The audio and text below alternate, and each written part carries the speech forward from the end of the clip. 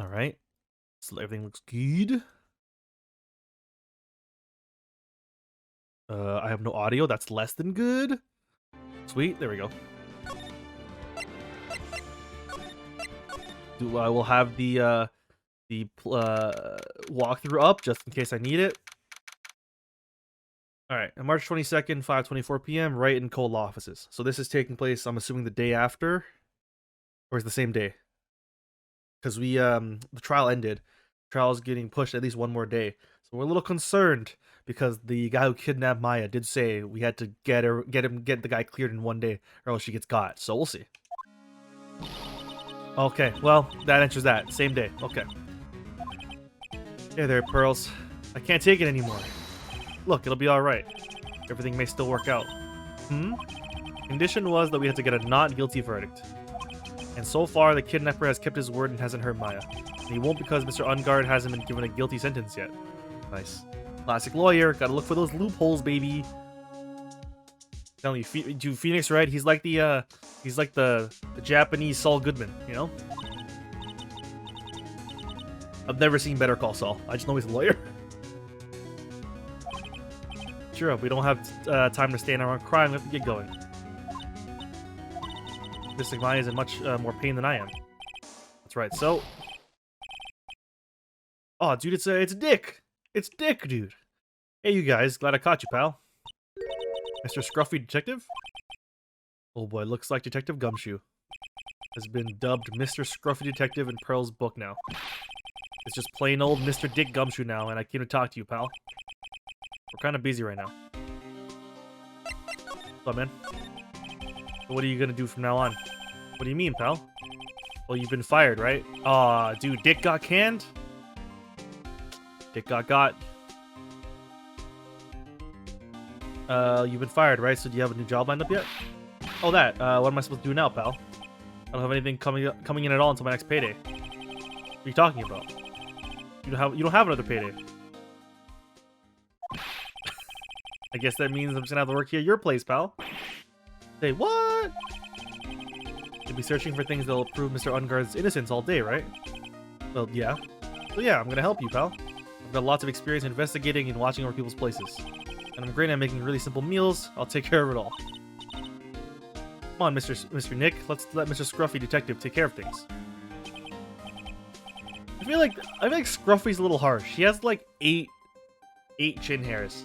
Like I can count very visibly how much facial hair he has. Like I barely have any facial hair, and like, you know, coming from me, you gotta know. Like I feel like Scruffy's a little bit harsh. By the way, what's your best dish? Instant noodles, pal. Oh yeah, dude, Edgy Boy's back. He fucking wiped the floor with us. That was the first time I've ever seen Mr. Edgeworth act like that. Never thought he'd say something like that he didn't care if Miss Andrews killed herself. He said that? It's horrible. But because of him doing that, we got the truth finally. Truth. Andrew's last testimony. I wonder if that was the truth. But give me that there was nothing strange in her testimony itself. But I still think there is something fundamentally wrong with the whole thing. You mean about that thing, pal? Why would she want to, almost need to frame Mr. Ungard? I couldn't figure that out from anything she said all day. Then you're saying the testimony was a lie? Not a lie, per se. It just feels like there's more here than meets the eye. Well, that's what Edgeworth would like us to believe. Such a dirty trick. Even that woman prosecutor was better than that. Oh, dude, I forgot. She got shot. I totally forgot about that. She got fucking capped, dude. Speaking of Ms. Von Karma, do you have any more information on her condition? Wasn't she shot this morning? Von Karma was shot today on the way to the trial by a pistol. She's gonna be fine, right? I mean, Edgeworth said she was in stable condition, but...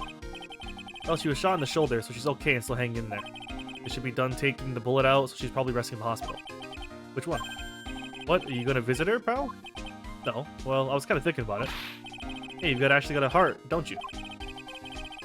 You're lucky she was being tortured to death not being able to go to the trial today. Maybe it'd be good for it if you went in and let her whip you for a bit. I mean, I don't know. Does Phoenix strike me as a masochist? I wouldn't go that far. Maybe a glutton for punishment, maybe. Not necessarily a masochist. Or like a sub, you know? Let's see, the name of the hospital. Oh yeah, the Hottie Clinic. Oh, isn't that where that fucking like jerking off doctor is from? Right, that's where the that other case, the case with the fake nurse, or whatever, the nurse that like faked her death or something.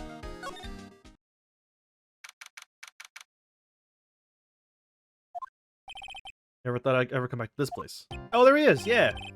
Yes. Are you here to visit a patient? Hi. Wait a second. I'm Director Hottie. Why are you still here? Can I help you? You can tell me. Yes. Director Hottie. Hey, it's Edgy Boy. Yes, I'm Director Hottie. Ho ho. Oh, you're the man from this morning. Yes, what is it, huh? Oh, Lace. I don't know why did my alert not pop up? Hold on, sorry. One sec. Why did that not pop up? Lace, thank you for the 35-month resub. Holy sh... There we go. Yeah! Thanks. Thank you. Are you playing Final Fantasy VII right now? What you up to? A director, Franziska. How is Franziska von Karma? You don't need to worry. Yeah, she's in good hands. Because you see, I'm personally taking good care of her. Yes, hee.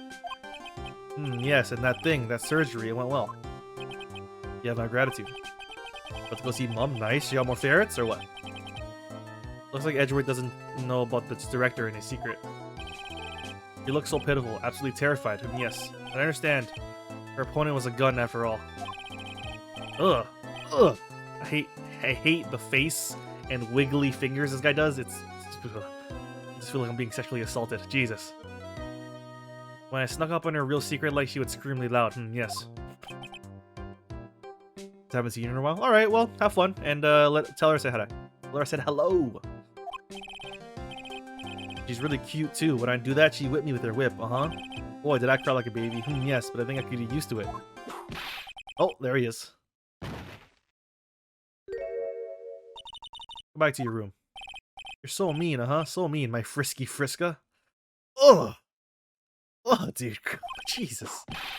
I hate this guy. Hate him. He's gross. And what are those tulips doing in your hands, Mr. Phoenix, right? I knew I shouldn't have come here. Here, you want, hey, you want this? Want a knife? No? Okay. I was shot in front of the courthouse on my right shoulder. But it's no big deal. This sort of thing happens all the time. Does it? Does that happen all the time? Is the courthouse in like a shitty neighborhood? Is that okay? I even had full intentions of running the trial this morning. But that would have been too much for you. There's no need to act tough in front of us, you know. Regardless, I was dragged here by that man over there. He was so unyielding, one has to wonder if he was simply interested in stealing my case. It was the only logical course of action, given the bullet was still lodged in your shoulder. But with taking over the case, I found myself having to clean up after you and that irresponsible deal you made. Miss Von Karma, you made a deal with Miss Andrews yesterday, didn't you? I don't know what you mean. In order to make sure you got your guilty verdict on Mr. Ungard, you told Miss Andrews to not testify in court today. I don't know what you're talking about. Do you have proof I made such a deal? You're denying it?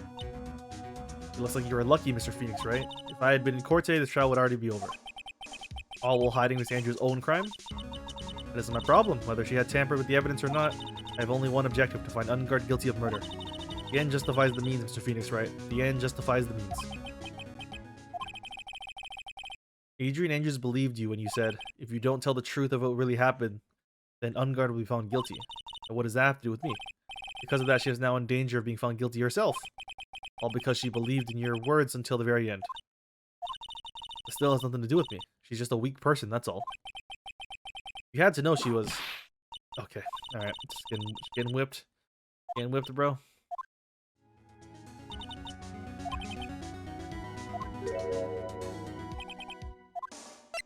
So, man, what happened today at the trial, Edgeworth? That was not like you at all. I mean, I know you knew about Miss Andrews' condition. You could have made her testify as many times as you wanted, but to go that far. But she wouldn't testify about that until I said something. Listen, Wright. Courtroom is a garden of judgment. I am putting myself on the line when I stand in there. And that's why I made the witness do the same. It's only natural. By the way, Edgeworth, You were really angry in court today. That's rare for you. This thing's gonna poop. Oh yeah, the seashell card, the Slowbro card. We still have no idea what the hell it's about. That card, what in the world is it?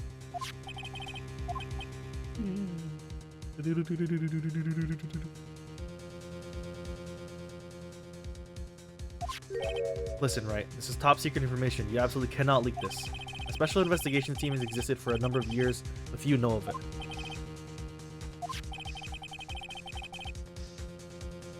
Their task is to find the owner of this card. A man called Shelly the Killer. Okay, that's... Hey Steph, what's up? So damn, the butler's name is Shelly?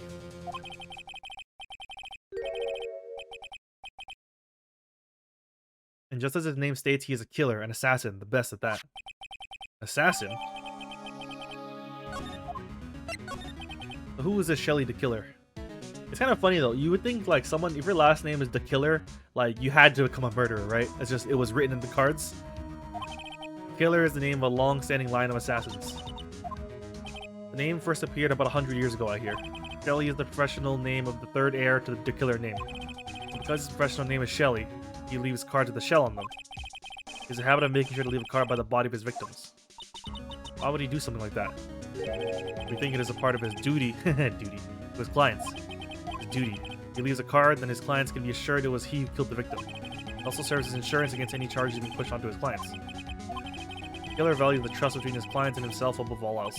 It seems that this is one honorable assassin with a moral conscience. So you think this assassin, you think he's the one who did the killing in this case? It appeared that way. The discovery of the card basically confirms it, wouldn't you agree? Shelly the Killer, huh? I noticed something at the trial today. You were behaving in a very strange manner. Is something the matter? I guess I should just tell him. Maya, she's been kidnapped. Kidnapped? What does a kidnapper want? An acquittal. I see, I had no idea.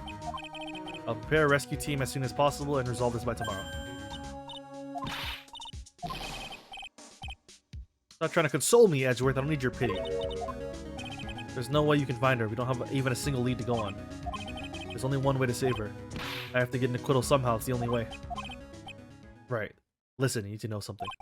Juan Carita was killed by Shelly the Killer. A client who ordered the job is Matt Ungard.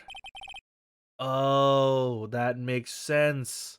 Because the killer guy killed Juan Carita, and then now Matt got charged, but because he's an honorable killer, he has to make sure that his client doesn't get charged. So that's why he needs us to defend him. Please stop. I can't listen to you. I can't believe that. Well, if you want to continue your investigation, you will need this. The hotel right now is restricted to police personnel only, as we're looking for any clues that might lead us to Shelly the Killer. If you take this with you to the hotel, I'm sure they'll let you enter. In any case, I must attend to the preparations for Maya's rescue team. We'll meet again if anything should happen. Now, if you'll excuse me. Or he really edged me there, man. Bro edged the fuck out of me. Do you think Mr. Ungard hired an assassin? No way. I mean, he doesn't have a psych lock.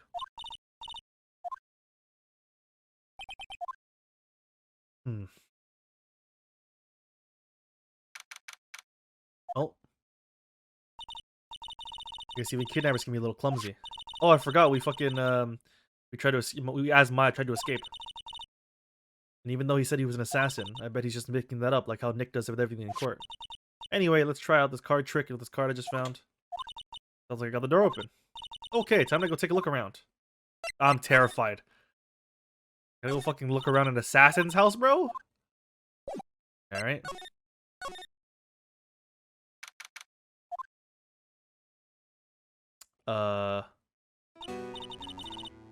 What is this place? I've got a feeling I'm not in the hotel anymore. Are those videos over there? I'll worry about that later. For now, you're looking for clues. That way I can show them to Sis and maybe get her out of here. Hey, isn't that the girl who killed herself? Interesting. I'm pretty sure it is. I don't remember her name. What's her name? Celeste. Yeah, her Celeste. Yeah, it's the same girl.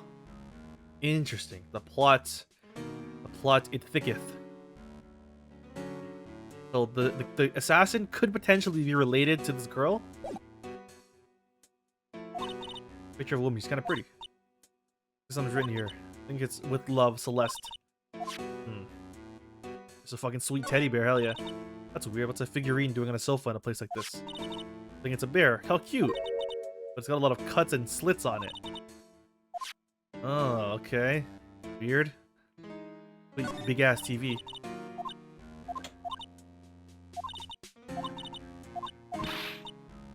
I like that. I like that Maya thought to turn on a TV in a fucking, like, murderer's house. Antenna, it's a VCR. There's sure a lot of electronic gadgets here. Computer. I've never really used one before. Alright. Locked, of course, and it doesn't look like I can use the card to open this door. A little hole at the bottom of the door. If only I was a little skinnier, then maybe I'd be able to crawl through there. Oh, shit. Oh, this simply will not do. I cannot have you wandering around at will. Aw, man. Aw, man. We're gonna get murdered. It seems that your Mr. Wright is truly concerned about you. He is? For now, I would suggest you remain cooperative. If not, there are ways in which I can help you. Dead men tell no tales is how the saying goes, correct? Almost certain I told you on our first meeting I am an assassin. People are not always who they appear to be. Oh, fuck. We got God. We got God, dude. We got God.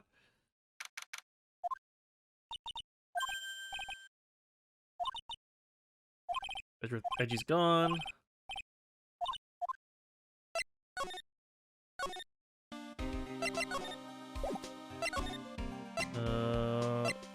You'll see what's his face. Here, I'm sorry, but visiting hours are over for today. Well, shit. The message. Oh, a message. It's from Matt Ungard. Okay, what we got? Mr. Lawyer Dude, I've got something really important to tell you.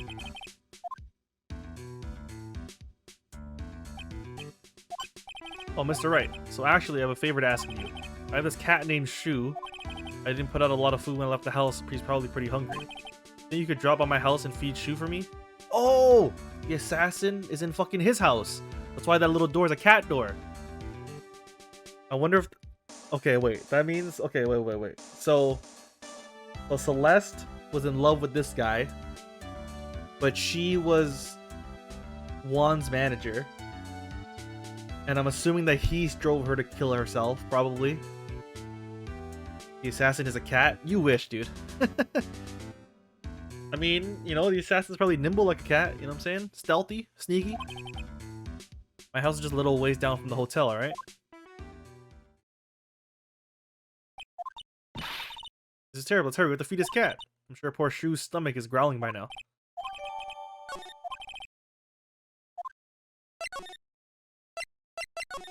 Anything here? Wow, everybody looks really busy with something or another.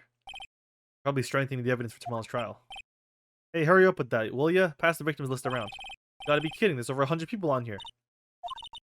Is Mr. Ungard really that big and bad of a criminal? Actually, pros, never mind. It sounds like they're working on a different case. Nothing here for me. Alright, Mission 8, let's go look for clues. You have to for Mr. Maya's sake. You shall not pass! That's fucking bitch. This old bag. Won't devalue my name and turn it into a gaspy, spiky-headed pettifogger? Okay, I don't know what a pettifogger is, but that's it's gotta be a slur, right? Jesus. God, fucking old people, man. Because of you, I've been made to look like a bad guy again. Although I did get a piece of gum from Edgy Boy, just as he promised. But what I really wanted... Jesus.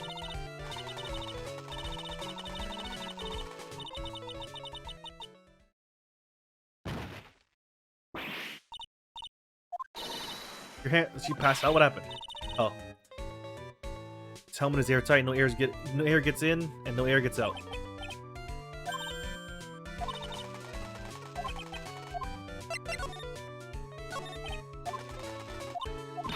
You're gonna... Okay, I guess we can't... We don't have anything to do here, can we? Oh wait, hey. Hold back. If you look at Edgy Poo. Let's see here. Would you please allow this unsophisticated young person to conduct his investigation? Yours truly, Miles Edgeworth. That man's good at flattery. Fine, but only because Edgy Poo said so. You understand?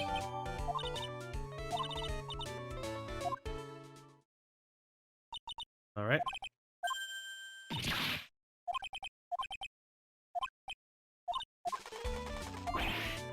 Oh my god, dude.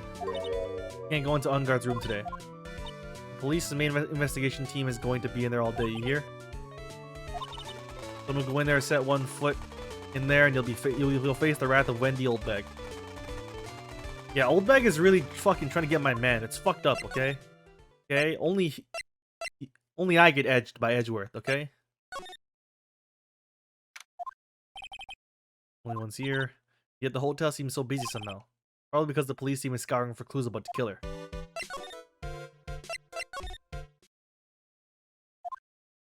Oh hey. Hey city boy. Lada, you're still here. Reckon course, an investigative photographer eats or starves on her ability to snap up the scoop, yeah? This hotel just has the aura of mystery. You know, it's like something's always about to happen. But do you have a camera? Rec given. Photographers gotta have cameras out the ear like corn to be a real pro, you know? I'm hanging around here. Speaking of cameras and feet in the mouth, do you have mine, you bread thief? I want to ask you about the night of the murder. What? You really gonna shell out the bucks for the info I got?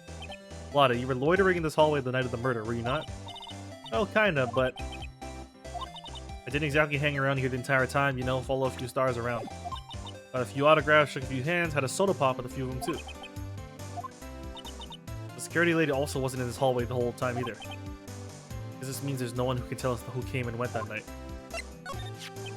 So about the note that was inside your camera case. Oh, that ditty I wrote? Yeah, can I believe what you've written? You mean the stuff about Unguard shoving his manager lady onto Karita? Yeah. Ah, well I reckon you best not be believing that. What? Look, I sort of wrote that on a whim, you know? Writing whatever came to mind. Yeah, when you get down to it, it's just a lot of random bull dooders. Fucking bull dooders. Hey, what's with you? Why are you staring at me like my grandpa used to? Why do you look like you suddenly got older too? I'm like just shrinking here. Ah, my baby, my 1600-year-old baby. What's with the red-coated prosecutor anyhow? Guy told me it was evidence and refused to give it back to me. Well, it's kind of how it is. Hey, you're that redcoat's friend, ain't ya? So put in a few good words to me and get my camera back. Listen, nag the guy real good for about 5 hours and I guarantee he'll give it back. Why don't you do your own dirty work? Well, I reckon it's time for me to get going. Tabloid photographer that a camera is just a tabloid, huh? Alright, bye.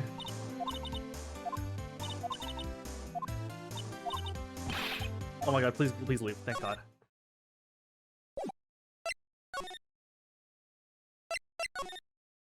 I'm really confused. Like, what's with all the bears? What does this bear stuff mean? I don't get it. We found a bear in the other room. What's that otherworldly ghostly moaning?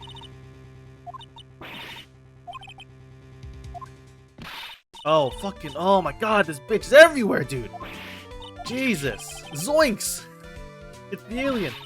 Who are you calling an alien? Well, it's just you, Miss Oldbag. What are you doing here? What is wrong with the youngins today? Came down here to pay my respects to my poor Juan. You're disturbing me. Please talk to me about the night of the murder just one more time. Talked about it plenty at the trial. I was fooled, tricked, deceived, Schmeckledorf, by that fraud of a photographer and her note. She was loitering around here with that imbecile look on her face.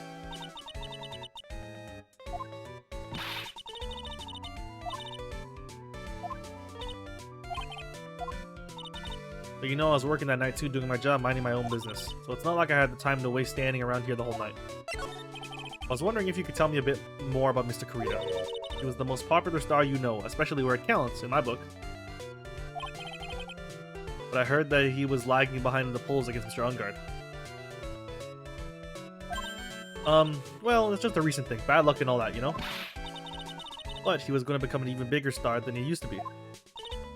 Look, just look at this mountain of presents. The show of the mountain of feelings all his fans had for him. Yeah, the mountain is pretty big and certainly nothing to shake a stick at.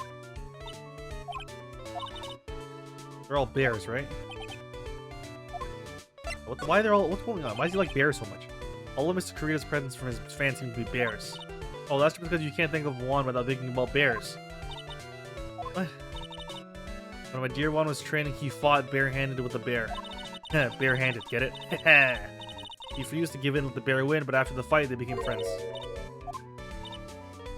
Just like in those young people dramas, I can see those two tuckered out down by a river going, heh, you sure can fight. You too, bub, you too. Ever since then, fans have been giving him bears as presents. Right? Anything I have to show her.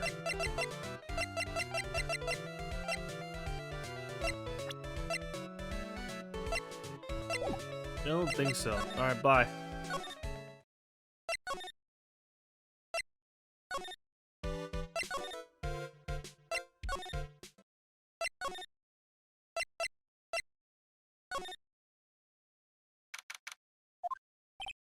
Sure is dark. Oh. He just has a motorcycle hanging above his living room. Okay. Also, if you'll see the door on the right, pretty sure Maya's in there. Oh, so this is what a Star's house looks like. Must be nice to be rich. Come on, Mr. Nick, let's find Shu, the kitty cat. A cat. Oh, look, it's a cat. I guess it's his Shu. Out a lovely cat. Hello, Shu. Teehee. Pardon me. It's... Oh, Christ. He's evil, bro. May I help you with something, mister? Oh, we're lawyers. Actually, I'm Mr. Ungard's lawyer. Masters, you must be Mr. Wright. I guess like we don't remember him from the party, huh? Pleasure to meet your wonderful self. I am the family butler, John Doe. Family butler, John Doe. All right.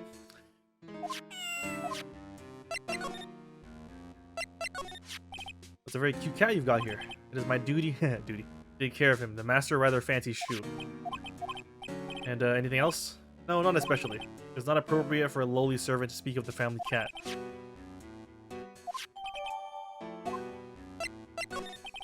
Must know all sorts of things about Mr. Ungard, right? Honestly, sir, I don't believe my master is capable of such a foul deed as murder.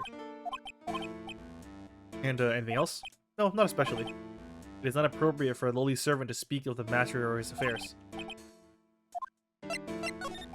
Mr. Doe, how long have you served at his residence? Well, sir, I would have to say maybe about 1 year. And anything else? No, not especially. Okay. It is not appropriate for a lowly servant to speak of himself and his affairs. Alright.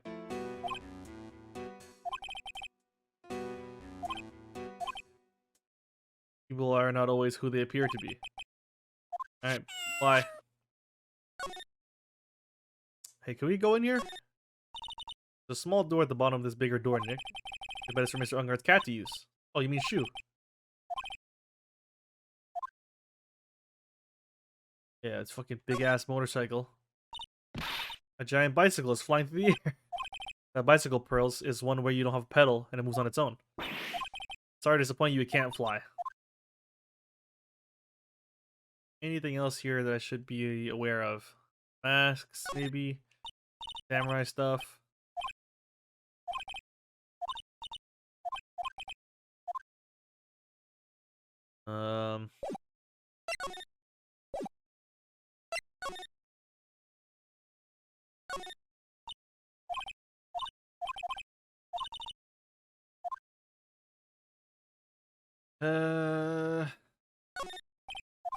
Nothing really, huh?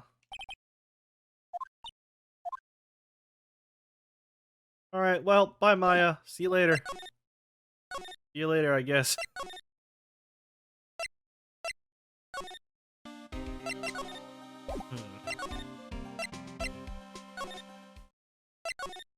Maybe go back to the clinic, maybe?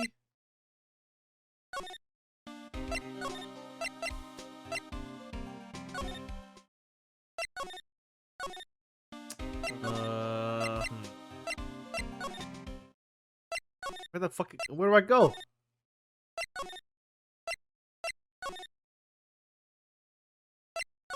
Where?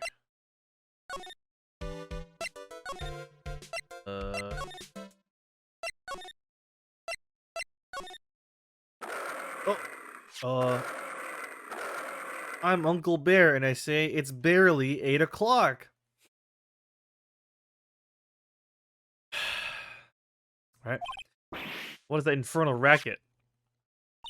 It's one of the presents going off. Sounds like it's already 8 p.m. Way past your bedtime.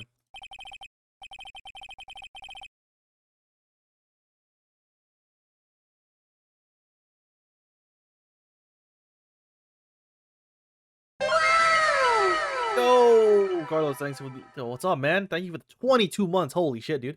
Thanks, man. Appreciate you. That's the time when the awards ceremony ended that night. Remember? Time sure flies. Hard to believe it's been 2 days since the ceremony. Oh. Oh. This is not a phone. Wait, isn't the old lady here? Maya, how is Maya? You haven't heard her, have you? Seems you were not able to fulfill your end of the bargain, Mr. Attorney. I have heard the news, so it would seem my presence would do you no good. Holy shit, Raggy. 36 months. Dude! Frickin', is that officially 3 years, dude? Hell yeah, dude. Appreciate you. And a hype train started. Oh shit, dude.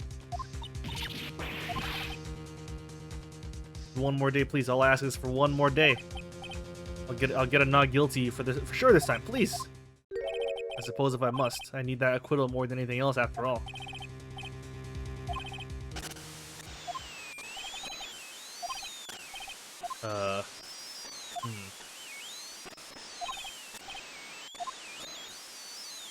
The 3-year badge. Honestly, I'm looking into finding either maybe doing it myself or finding artists to make me some new badges, new emotes, all kinds of stuff.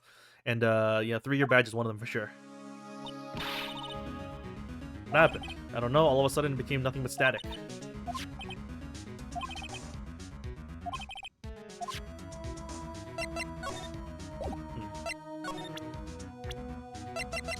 I swear, I don't think this bitch has anything for me, to be honest.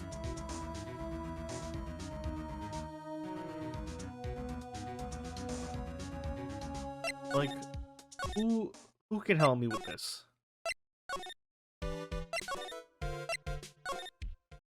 He's here, dude. Oh, okay. Hey, welcome back, pal. I thought I'd make you a little something for dinner. That's nice, thanks. A rich man's luxurious full-course meal out of a can, that is. Sorry you went through all the trouble to cook, but I don't have the time to eat. Oops, look like you don't even have a can opener, pal.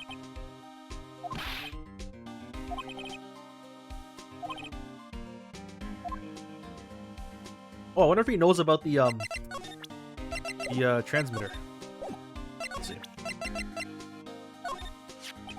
Transceiver? Oh, Mr. Nick, you should ask Mr. Scruffy Detective about that thing. Yo, Cal, what up? You drinking coffee? Yes, I am, dude. Nothing like a fucking Vietnamese iced coffee at 6:45 p.m. to get you going. Nothing like it, bro.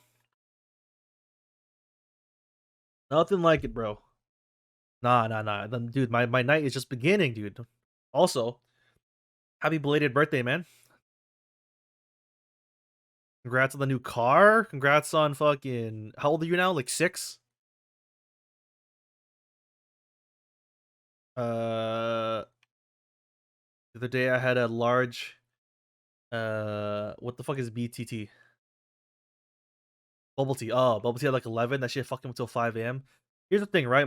I feel like my constitution when it comes to caffeine and sugar is very high. Consider it because I just consume it way too much. Like this, I was like full. It was full. It'll probably keep me up till like 2 or 3, and then I'll be tired again probably. Which is like normal for me anyway. I drink it for the taste mostly. If I really want to stay up, I'll have to drink energy drinks, but I don't want to do that. Like I that's the one thing I will ever do.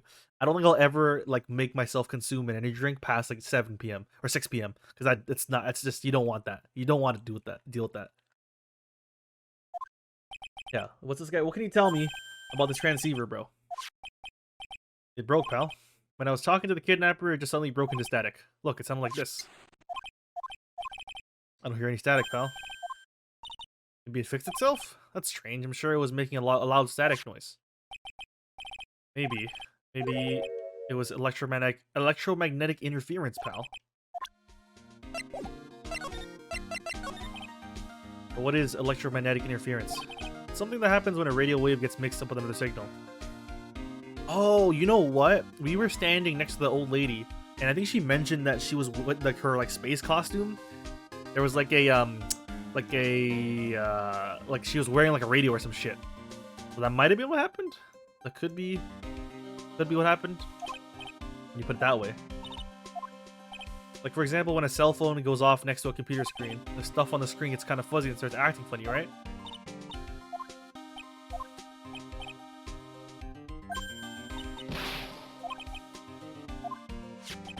The room you were in with that interference to the transceiver happened. There's got to be something that's sending off very strong radio waves, pal. Something like a listening to... Ooh, oh, there's a bug in the room, dude. One of the bears is a fucking bug. The scene of the murder. Get a bug sweeper. Hell yeah. Hell yeah, dude. Yeah, he's hyped. He's hyped. Dick is hyped, bro. Dick is on fire. It's like herpes.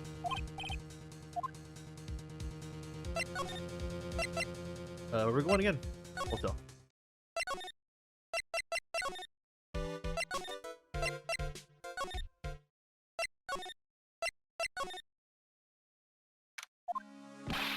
Hey, you're finally here, pal. You have the bug sweeper? Well, you see, I got busted trying to sneak in, pal. Then suddenly I'm staring at the precinct doors. On the outside, I mean. So yeah, I couldn't get one of the police bug sweepers. What do you mean you couldn't get one? We need the item. Calm down, pal. I didn't say I didn't get one. Just not the police's. This is a bug sweeper. It looks a little broken. Hey, this was made when I was in elementary school, pal. Me, of course. Oh.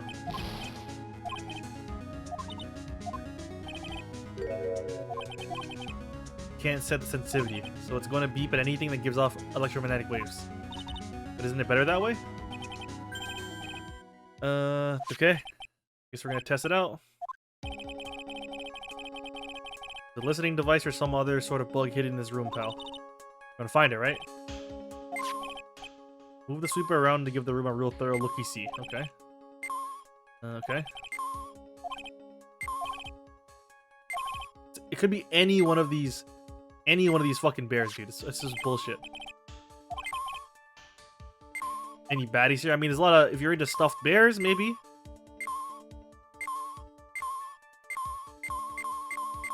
Oh, was it just in his phone? Was that... Okay, was it that simple? No.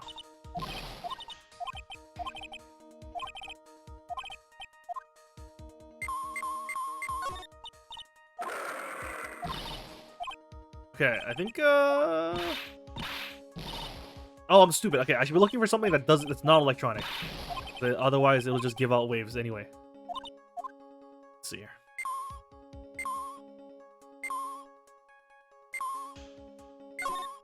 Let's see here.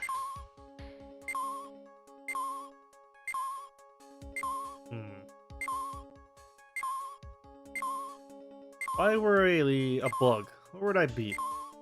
There's so many bears here. It's so creepy. I fucking hate this. Block the rice cooker. The lamp? No. What the fuck, man? The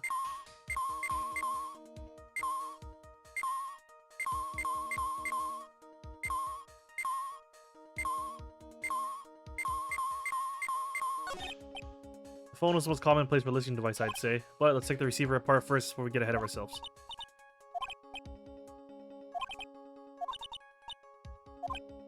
Nothing. What am I looking for? What the fuck? Where is this bug?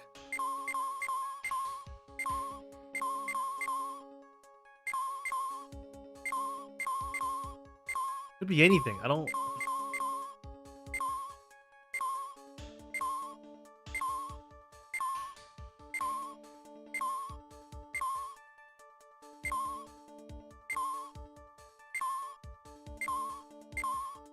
Hey, wait. What's in here? Wait, is this... Yo, hold on. Is it? This is just a giant stuffed teddy bear, right? The biggest one I've ever seen. Perfectly normal stuffed bear with some really strong radio waves. Sounds like you found the device to me, pal.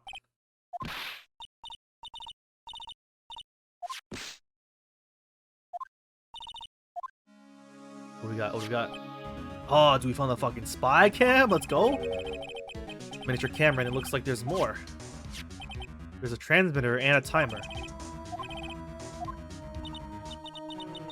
It was the biggest dude. It was the biggest bear. I should have known. Well, this tiny thing is a camera. Yep, it's a pinhole CCD camera, pal. It's a small high-grade video camera mostly used in security systems. It's a video camera. Oh, you know what? In that other house, there was a big-ass satellite. I'm assuming that's what that was. But there's no videotape for this camera. There's only the camera part here. Tape recorder with the tape inside is somewhere else. The footage is changed into radio waves and then sent to the recorder. Set to record the victim's room from 8 p.m. for 1 hour is running a time of murder. So what is a transmitter? The device that sends the footage of the camera took to a specific destination. It's like a video version of listening device, pal. It looks like attached to a small clock-like thing.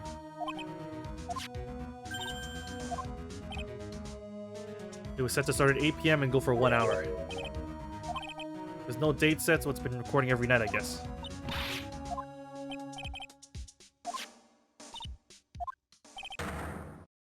Camera caught the murder on tape!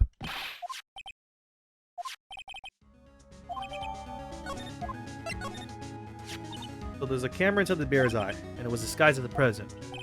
I'm sure it was here on the night of the murder, pal. Pretty big, so it stands up pretty well in my mind. But who gave Mr. Krita the present? I don't know.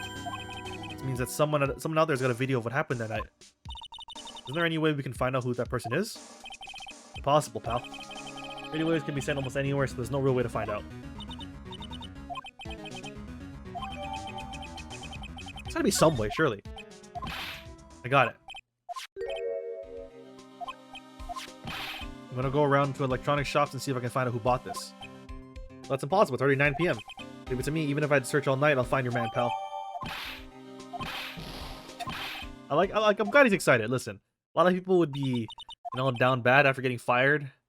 He's a man of action. Dick is all about the action. The mystery how you always manage to do things in the most inefficient ways, right? You'll have to excuse me, I heard your conversation just now. Edgy, what are you doing here? Rescue team has been created and deployed. I can't say I'm optimistic, we have to move forward one step at a time. Don't thank me yet, we still have to find her. So there was a spy camera hidden inside this stuffed animal, huh? You are one lucky man, right? You know the stuffed bear, little girl? The maker of this bear is a very expensive luxury brand from overseas. Completely handmade and only a small number of those are exported here. Camera and transmitter that's Scatterbrain Detective took with him are dead ends. Things like those can be bought anywhere, however this bear is different. By tracking how it got into this country, this bear can tell us who the buyer is. 9 p.m. I think he can still make it in time. I'll be taking this for now. What, he's gonna walk out with this big ass bear? Hell yeah, dude. I have no interest in explaining myself to someone who cannot comprehend. But besides that, right? Until court reconvenes tomorrow, you should concern yourself with this question. Who was the person that murdered Juan Carita? The real killer. Really think it was Adrian Andrews? To be honest, I don't know anymore. Still have a little time left. Find the truth, find the truth, right? Everything begins with the truth. Juan Carita's real killer. Miss Andrews passed. The kidnapper whose sole condition is an acquittal for Mr. Ungard. And this card, Shelly the Killer.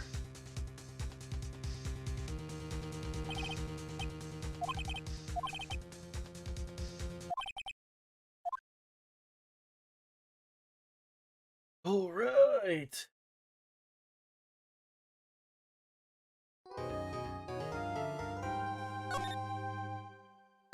I mean, it's sure. I wonder if it's weird though, because I feel like I don't think we've ever in this game series defended someone who did something bad, or defended actually like a criminal.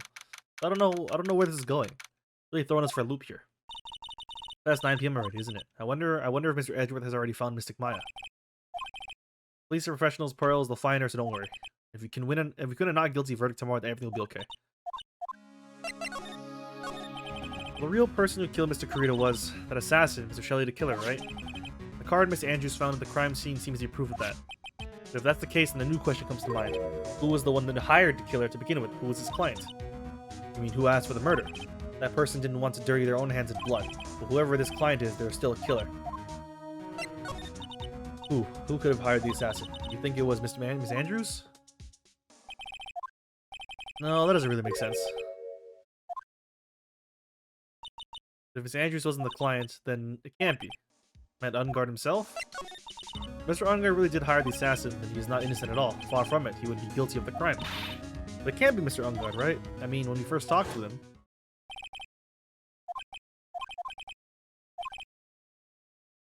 Oh, right, he did specifically qualify. I didn't kill anyone.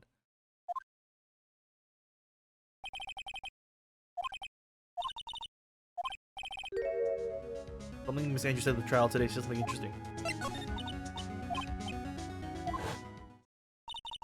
Juan had bet everything on the Jammin' Ninja this year, and if he lost at the Grand Prix, he was going to make sure Matt was going down with him. That's what he thought anyway. It looked like somehow Juan had in his hands a secret so powerful that it would destroy Matt's acting career had it been revealed.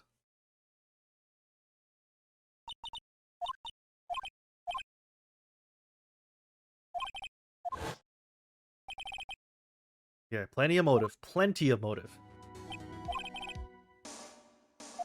I mean, he has everything. He had motive, opportunity, and and means. He had everything. Really getting late, isn't it, Mr. Nick? Still have some things to prepare for tomorrow's trial. Okay. Let's try to go back to the detention center, maybe? Alright. Fucking space bitch.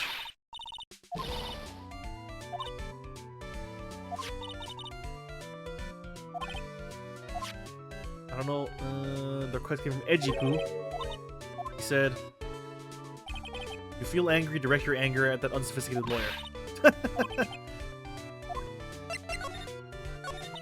This is absolutely top secret, so you'd better keep it to yourselves. I heard they found a spy camera hidden in one of the presidents. Very interesting. Sure it was, it was to catch poor Juan in the middle of a scandalous meeting.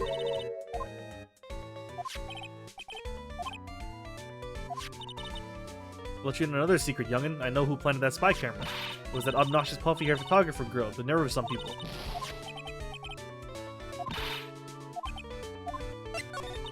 So you want to know about Juan and that manager, right?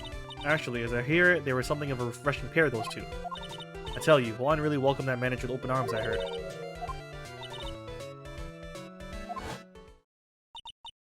It's a shame she killed herself, though. Yeah. She was supposed to get married, You mean to Mr. Kurita? That girl Celeste had killed herself 3 days after the marriage announcement. Why would Miss Impact want to kill herself? She was gonna get married. Well, that's because she was thrown away, you see, by Juan. But they were going to get married, right? They promised each other, right? They had a grand announcement session, but 3 days later, Juan suddenly canceled their marriage. It was in the weekly magazines.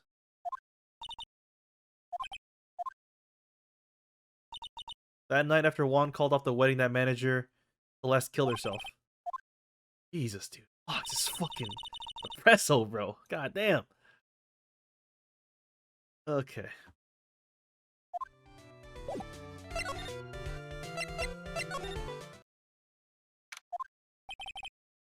On that night, there must have been at least a few hundred people here. I guess the police are done with their questioning and investigating. Looks like things here in the lobby have finally calmed down.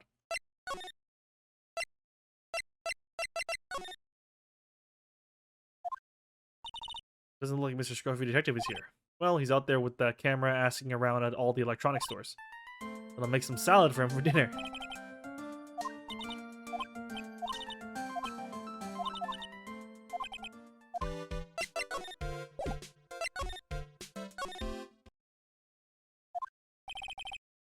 Visiting hours ended a few hours ago. Looks like we're not going to get a chance to talk to Mr. Engard tonight. Isn't what we have to ask very important? Yeah, but I don't think that matters to the guard. Oh, shit. Feels sort of tense in here, doesn't it, Mr. Nick? Yeah, it does. I wonder if something happened. You're Mr. Ungar's lawyer, right? Oh, yes, sir. Well, we finally found just the person we were looking for, a real decisive witness. We're taking the witness's statement right now. Gotta hand it to Mr. Edgeworth.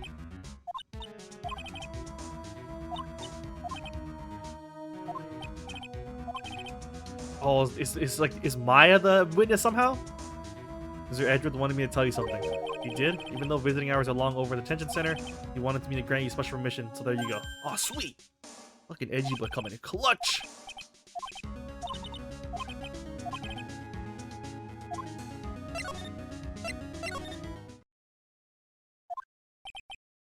Sure, they must have transferred Miss Andrews here by now. So that means that both Mr. Ungard and Miss Andrews are in this detention center. Now then, whose story do I want to hear? Oh god. They only get one? I mean, we gotta talk to our clients, surely.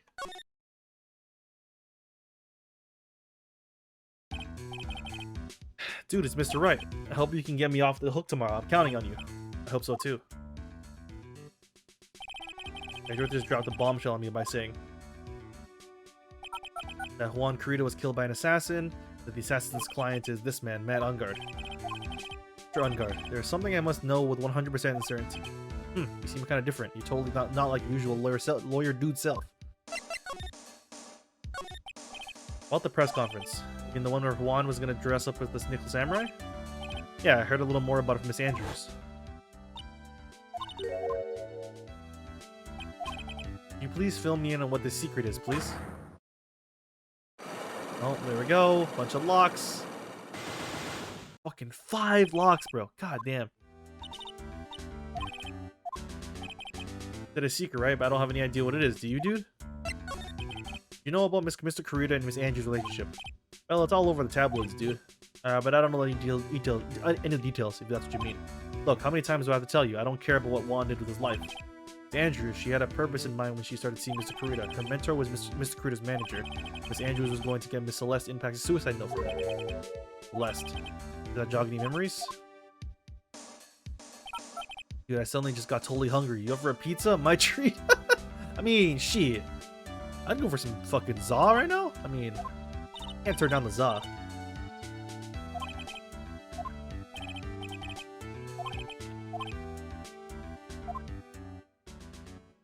He's hiding, obviously, something, but I don't know how to...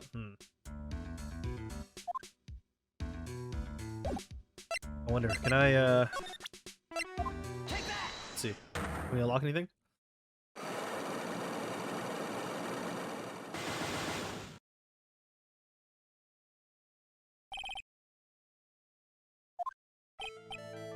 What about the secret? What if Mr. Corrida had been successful in his plan? What have we disclosed? Told you before, dude. I don't know anything about Juan, okay? Look, Mr. Red, I can keep on saying it until I'm blue in the face, but I totally didn't pay Juan any attention the whole time that night. I mean, come on, I was in the middle of a nap. Don't lie to me. I know you paid close attention to Mr. Corrida, especially on that night.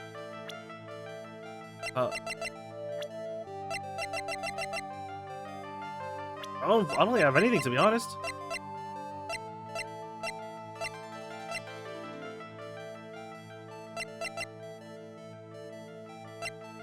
I don't got nothing.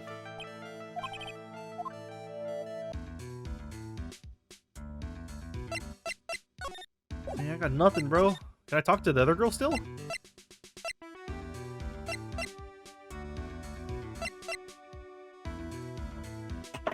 Oops. Fucking knocked over my my headphone hook.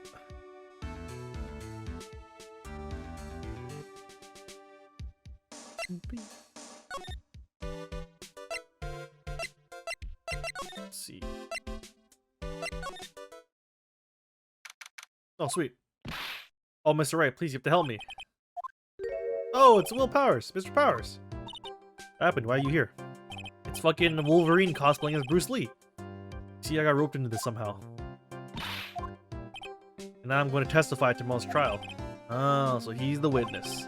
I was talking with the detective until a little while ago and I was on my way home. And all of a sudden, you're under arrest and I was brought back here. He said my face and whole self in general look suspicious or something. Just a normal guy on an exercise show for kids. Is that a crime? So about this testimony you're giving, what are you going to talk about? I really don't know yet, but it sounds like I saw something pretty important from what they tell me.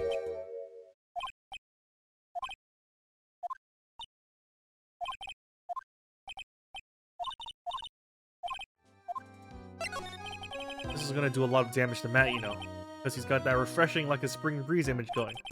What is he really like? Well, let's see. Matt's always been kind of a player with women. He would never really turn a pretty face away, if you know what I mean. He'd always say it's just a game to justify himself. And he just got that dog in him, bro. What can I say? There's only one person in the world who won't swoon over me. His manager, Miss Andrews. Interesting, okay. So potentially, Celeste was in love with Matt. Matt wanted to get with Adrian because, and there's a lot going on here.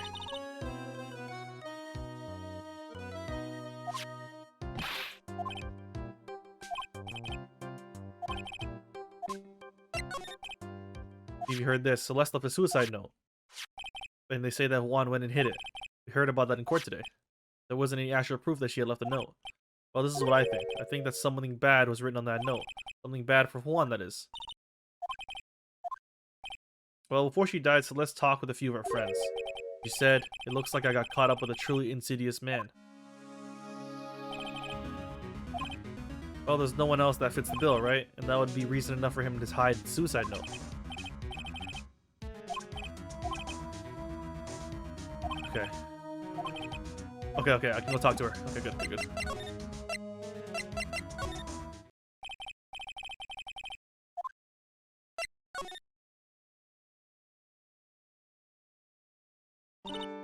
Oh, it's you. Sorry to be visiting such a late hour. There are a few questions I absolutely have to ask you tonight. Me? I thought your client was Matt. I'd like to ask you about Matt Engard if you don't mind. Mr. Wright, you still don't know, do you? The real him, I mean. You seem to bear a lot of resentment towards Mr. Engard. If that's the case, then why did you become his manager? Why would you become intimate with his rival? That has nothing to do with this case, nothing. About Miss Celeste impacts. I finally put her death behind me, and now, thanks to you, it's all come back to the surface.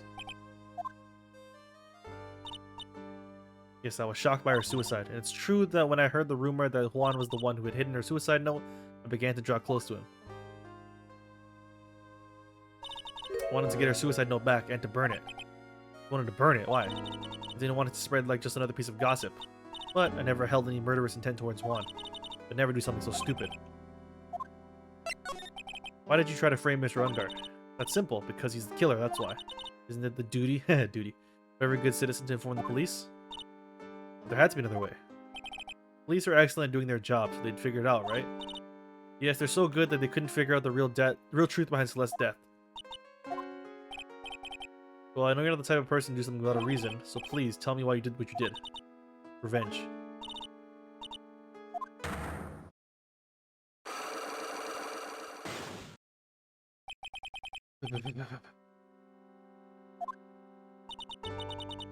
God damn it. Knocking it off. There. Don't you understand yet? You're not my lawyer. To be honest, you're more like my enemy.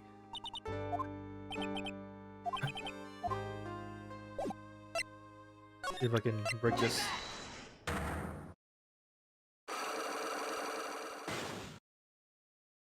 Let's see here.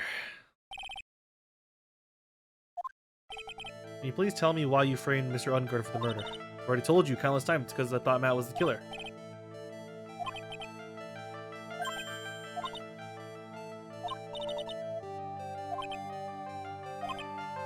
There's something or someone in her past that would make her want to take revenge. And I'm assuming... her, yeah.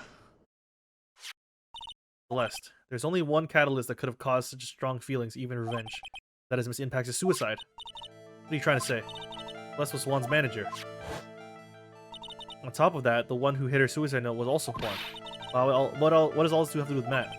You're right, you haven't mentioned him yet. But for you to hate Mr. Engard, it would mean that he must have some relation to Miss Impact's and her suicide. Can you explain this relation?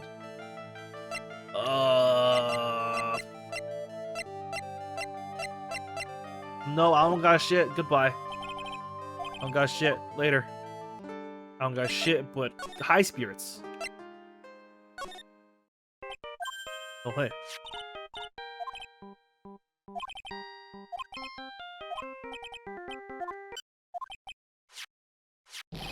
We're in trouble now, pal. I'll be back at the office really soon. Something really unexpected just happened. Mr. Edgeworth, he... Anyway, hurry up and get back to the office, pal. Okay? Alright. It's fucking... It's all kicking off now! We're slowly piecing stuff together. So, like... Obviously, Matt has something to do with Celeste's suicide. It's like, but it's like, there's too many people at play here. I can't piece it all together yet. Like, is Matt actually the fucking guy, bro? Took you so long, pal. Mr. Edgeworth couldn't stick around forever and had to go. We got him. We know who bought that spy camera. And his bears would give them away, pal. I figured it out. I figured that we should have been looking into the bear instead of the camera. Only one person who bought one of these bears who's related to this crime was it Matt. Did Matt buy the bear? Did my client buy the bear? Yup. Okay. All right. Matt Ungard, your client. That's who, pal. Well, fuck. You sure you heard right? But the person who bought this bear was... Heard it from the department store clerk, pal. This is the credit card receipt for the purchase. For $3,800, pal. That's an exact match of the price of that stuffed bear. Not just the receipt, pal. The store clerk said so himself. He told me, I'm sure I sold that bear to Mr. Ungard. I mean, the clerk even got Mr. Ungard's autograph out of it, pal. I'm sure the person that bought the stuffed bear was Mr. Ungard himself. Or it was the fucking assassin guy who pretended to get it from him, you know?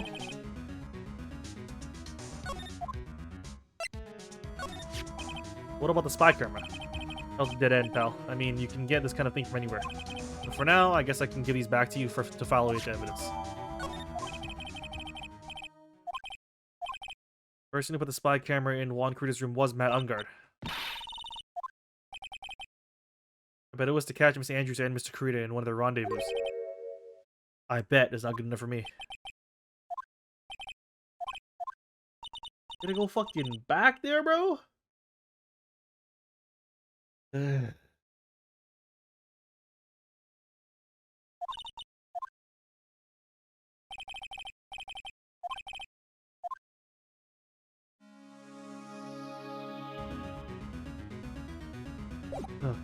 Gotta talk to fucking dickhead with the bangs again. God damn it, bro.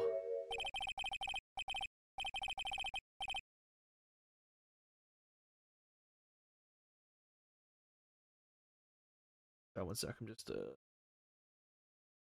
open it up. No, we're good. Okay. You're working really late, you know. It's already past 10 p.m., dude. I think it's time you told me the truth. Relax, don't you know that ignorance is bliss? You really want to know? Let's talk.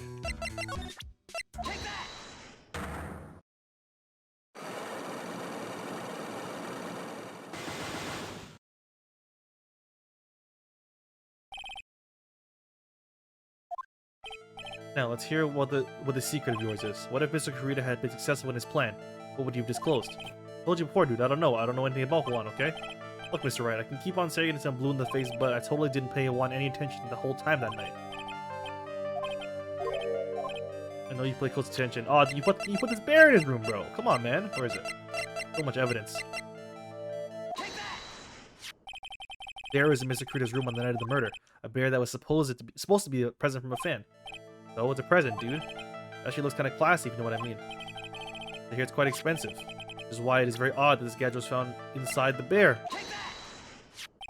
This is a very small video camera. And it was hidden inside the bear's eye. Maybe it's a really curious bear. Alright. Well, whatever this bear saw was sent somewhere using this transmitter. Which means someone on the night of the murder was secretly filming Mr. Carita's room. Guess one had a few of those kinds of fans too, huh? Oh, dude. Actually, I wouldn't say this bear was a present from a fan. You sure, dude? Who else could it be from? The person who gave this bear to Mr. Carita was... It was you! Mr. Ungard, don't you know this bear from somewhere? I don't think I've ever met Mr. Bear before, dude. Ah, but he says he knows you. How could you forget such a great friend? What else did the bear tell you? He says that the one who put the camera in his eye was you, Mr. Ungard. If I didn't know how you work in the court, I'd think I was in some serious trouble. Come on, dude, this is all a joke, right? You're pulling my leg. You got the receipt. I got the receipts, bro. I got the receipts right here. I have here one credit card receipt, Mr. Ungard. It's from when you bought that stuffed bear. Dude, all you can tell from this is that I spent $3,800. I go to the department store all the time, okay? This $3,800, this could be the toothbrush I bought that one time. Man, if you buying a toothbrush for $3,800, that shit better suck your dick. Are you serious? Man? It's ivory, and it's got elephant hair for bristles. Anyway, the store clerk clearly remembers you and your purchase. After all, you even gave him an autograph, did you not? Dude, you should have said that earlier. So I can ask you one thing? You're my lawyer, right, dude? So if you are, then why are you looking into stuff like that? Because if I don't know the truth, I can't help you. Sounds more like stupid lawyer talk to me. Hey, let's stop talking about this, okay? I haven't asked why you set the camera up yet. And what your secret is. Of course, it'll be strictly confidential. So what are you gonna do now? I'm gonna find out what I want to know because I must. Teeth better be blindingly white. Yeah, he better be fucking like, his teeth better be like Chip Skylark level teeth for $3,800. Even then, it's not worth it. The reason you hid the thing was the affair, the scandal, right? There's a rumor going around that Miss Andrews and Mr. Kurita were having secret meetings. You, who was keeping tabs on Mr. Kurita, you were going to reveal this as fact and turn it into a scandal, isn't that right? Dude, you can be such a moron. Oh man, Mr. Lawyer, dude, that kind of scandal, that's the good stuff. That's what we call, that's what we in industry call juicy. Look, we can get publicity without spending the penny with that kind of stuff. I mean, if people stop paying attention to us, then it'd be the end, dude. I wish your reason for spying was something so innocent, but it wasn't. You didn't spy on Mr. Kurita because of Miss Andrews. There's only one reason I think you'd do such a thing. The real reason you set up the camera was...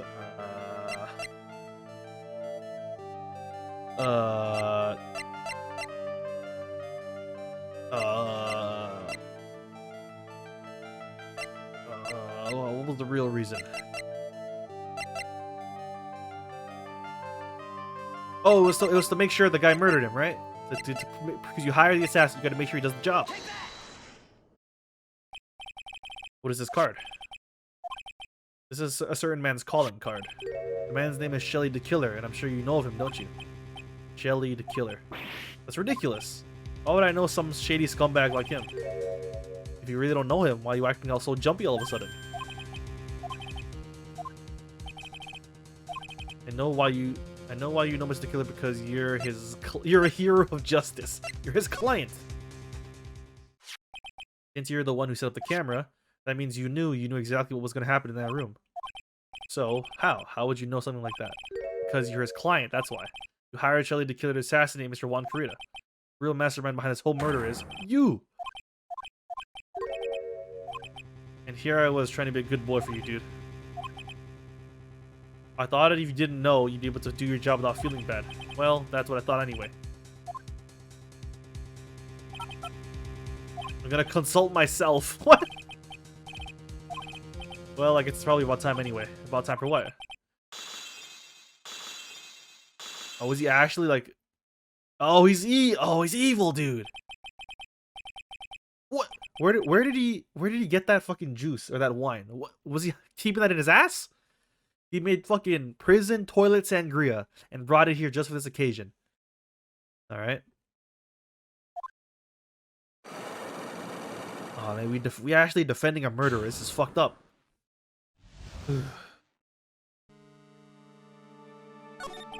Well done, Mr. Wright. I bet it wasn't easy to gather as much information as you have. So you are Shelly the Killer's client. You didn't really think I would dirty my own hands at this, did you? And that woman, Adrian, is quite brave herself. Trying to stick the crime on me, I didn't think she had it in her. All I care about is that Juan is dead. Isn't that right, Mr. Lawyer?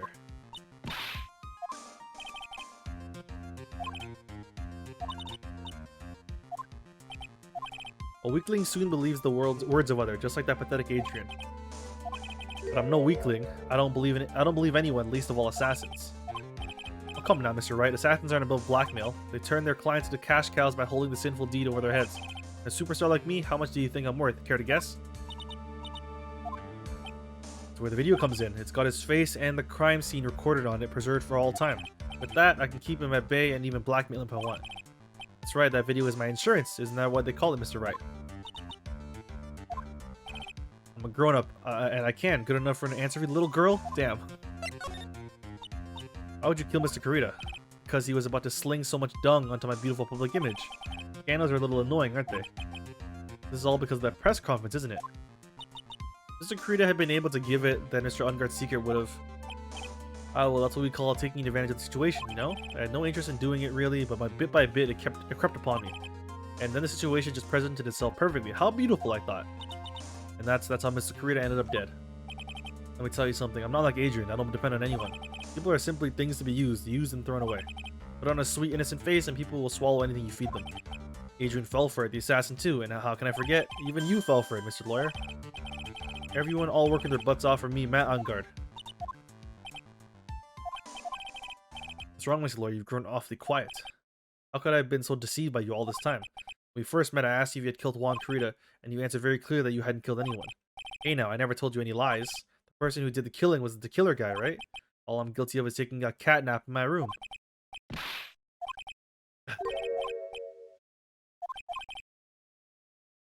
You always drop my case and refuse to represent me. How does that sound? You can't, can you? That would be the one thing you absolutely can't do. You wouldn't want to test the killer. He's a man of his words, or so I hear. You could end up getting a certain friend of yours rubbed out if you lose.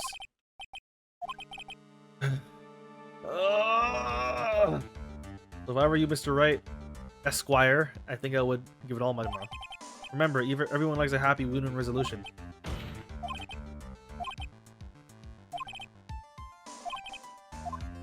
Well.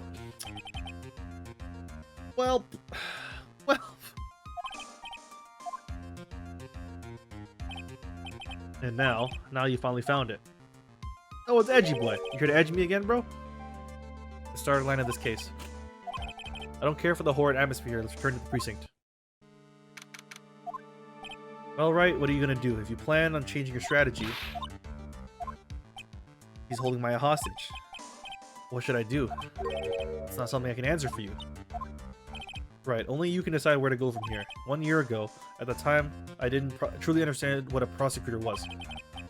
And that is why I had to leave the prosecutor's office. I felt that I couldn't stand in a court of law until I knew what a prosecutor really was.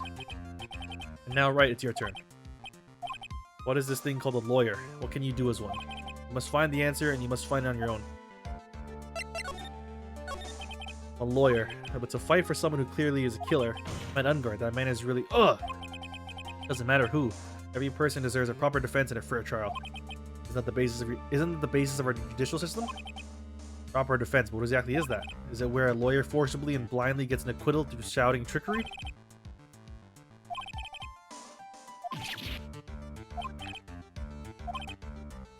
That's because I believe my clients to be innocent from the bottom of my heart. But if I were to get unguarded acquittal, that isn't proper defense at all.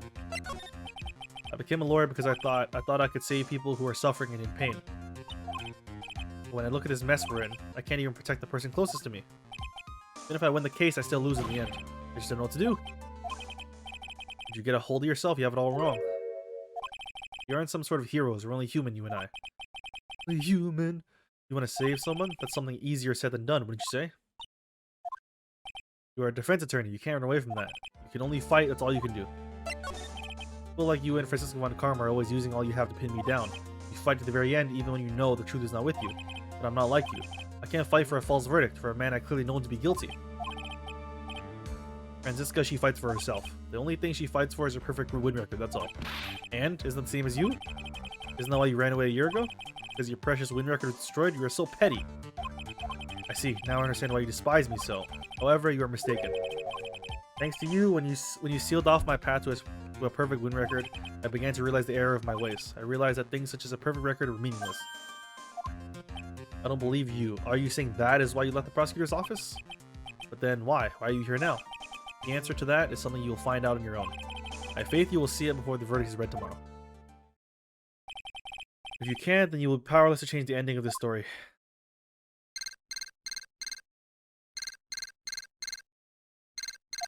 Yellow. Sorry for what happened earlier. Now then, Mr. Attorney, do you wager you can obtain an acquittal tomorrow? My, what is the matter, Mr. Attorney? I don't sense your usual anger this time. Tell me, please. Why are you holding Maya hostage for Mr. Ungard's sake? Why are you doing this for that cold-blooded killer?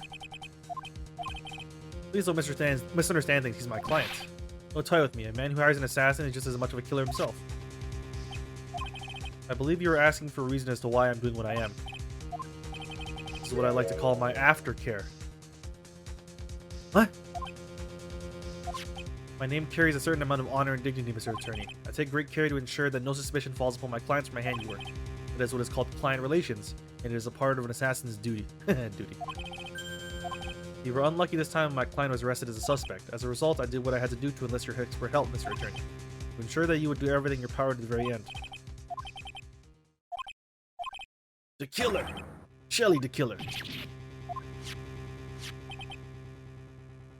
Please keep in mind you do not have much space to maneuver with me. As a killer, I always finish what I set out to do. If you fail to keep up your end of the bargain, it would be my duty as an assassin to see to it she receives a nice long nap.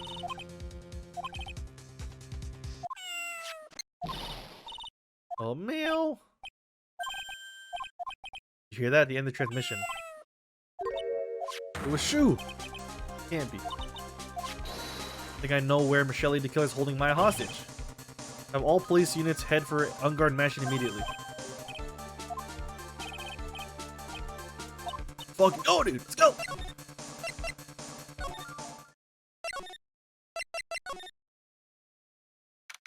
Hey, a bear! Maya! Please answer us, Mr. Maya! You have this area completely surrounded, there is no way for him to escape. Assuming he's still in the area. I can't believe it, that butler, all this time, he was the killer. He and Ungard were working together all this time. I'm sure they had worked out a contingency plan ahead of time. What's a figurine of a bear? But there are a lot of cuts in it for some reason. A bear, isn't that more of a thing for Mr. Kurita? Why would something like this be here? Look down, there's a little pet door installed here.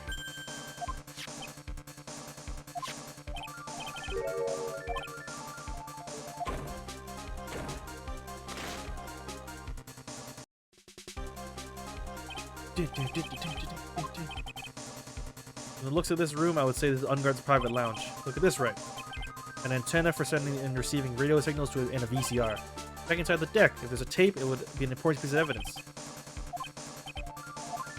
Yeah, it's empty. Yep. Yep.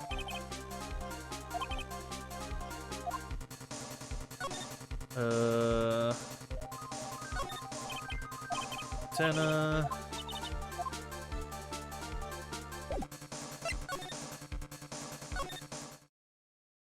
Oh hey, there's the picture. Looks like he slipped out of our grasp this time. And now we've lost our only lead. Don't give up yet. The little girl is looking to you to be her pillar. Close, I can tell. We've already set up checkpoints along every route leading out of this district. Leave the rest to us. What did we have here? A picture of Miss Impax. With love, Celeste. Miss Impax, you mean Mr. Kurita's former manager. Why would a picture of Miss Impax be here in Mr. Ungard's mansion? Why does it say with love? A clue.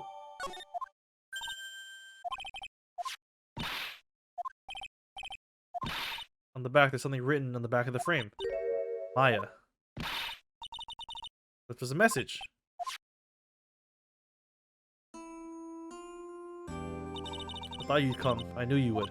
Now listen up. You better get Ungard's guilty sentence, okay? If you get that creepy slime bag and not guilty, I'll never forgive you, ever. I'm fine, so you don't need to worry. There's so much I want to write, but I don't think I have a lot of time left. Oh my, is she gonna get murdered? God damn it. Curly, you're there too, right? Make sure you help Nick, okay? Someone's gonna watch out for this helpless lunk. Oh, she's gonna get murdered too, bro.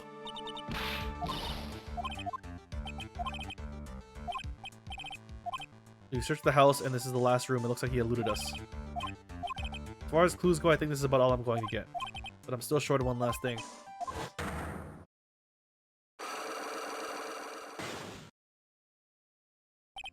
Andrew's psych lock. If I could just find out what secret she's holding, then I think I stand a chance in court tomorrow. Hold this case wide open and expose the truth. I think I know you're thinking. I'll contact the detention center. Fucking do it. Let's go, bro.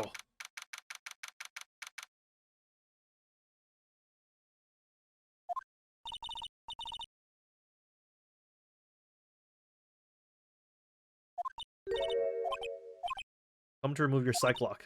Psych lock? Want to know and you will tell me your secret. Let's do it, bro.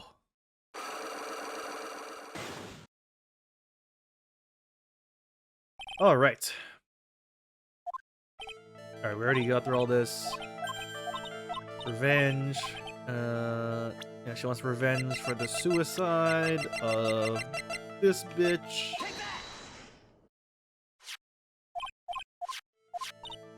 Yep. Yep. Relation between Celeste and Matt. Yeah, I got you, dude. This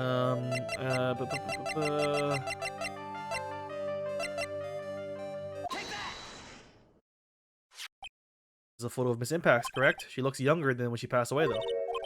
With love, Celeste. This is Miss Impact's handwriting, isn't it?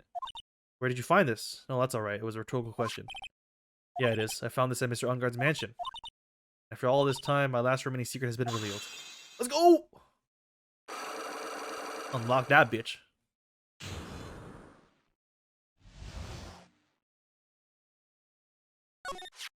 Celeste, she was supposed to get married to Juan, but I heard it didn't work out.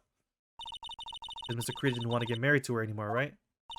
Yes, because of Matt.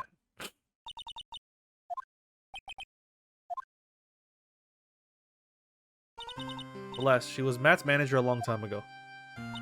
She was the happiest woman in the world that time. I was working part-time back then, and I often saw the two of them together. That's why. With love, Celeste is written on the frame of that picture.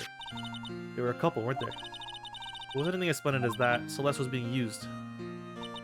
Toyed with until she was thrown away. That's so horrible. Matt's entire image is built around how nice and wonderful of a man he is. A scandal would have destroyed that. Which is why Celeste, in her kindness, moved over to Worldwide Studios. That is where she met Juan. She seemed really happy with him, even happier than when she was with Matt. Celeste and Juan were such a good match that they even planned to get married. And then, it was suddenly called off. On the night Juan called their marriage off, Celeste, she killed herself. And that's why I framed Matt. It was revenge for Celeste and for myself. Sure, even you can guess why Juan called the wedding off, right? Matt confessed to Juan about his relationship with Celeste. I see, so that's what happened. But then why did Mr. Kurita have to call off the wedding? It was probably because of his worthless male pride. Juan and Matt were always fierce rivals. Matt waited for the wedding announcement, and then unleashed the truth on Juan. He was aiming for when it would hurt Juan the most. It's crazy. Bro waited until they were about to get married, and he's like, yo, hit that. I hit that shit, bro. And that was it. Oh, never mind, wasn't it? That was the end of it. That day, I'm almost certain that Celeste left a suicide note behind. And in that note, she left a detailed account of Matt's various misdeeds and that she would never again be hurt by Matt. She chose to die.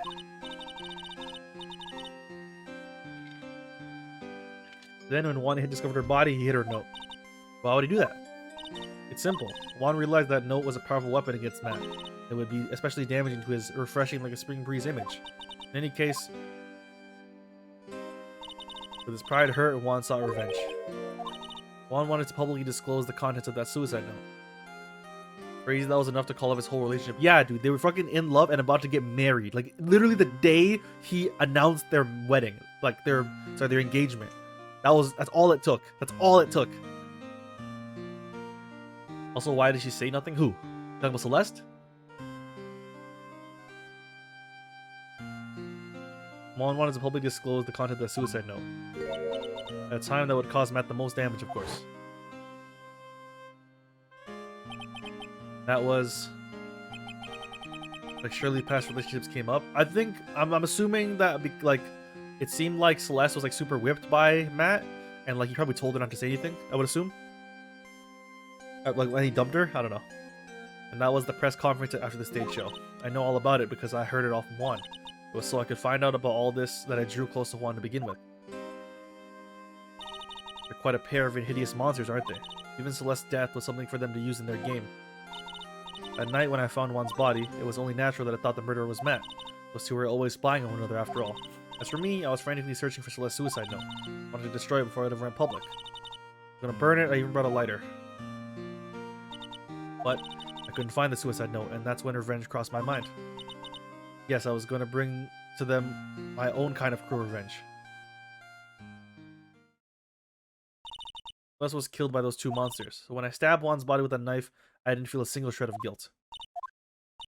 That's all I have to say. Well, Mr. Wright, even knowing all this, are you still going to help that man? I'm a lawyer. I see. What a foul profession. Thank you very much for your time and for talking with me. It was no big deal. I couldn't sleep anyway. Oh boy. Heavy, bro. This is heavy stuff. Heavy stuff.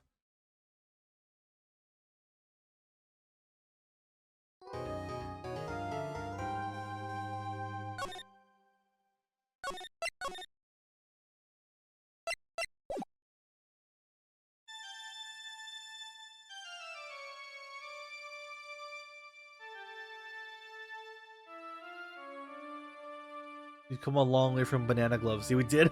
That feels like an eternity ago.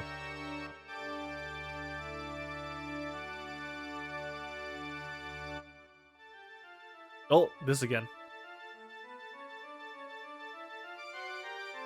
Evil Santa.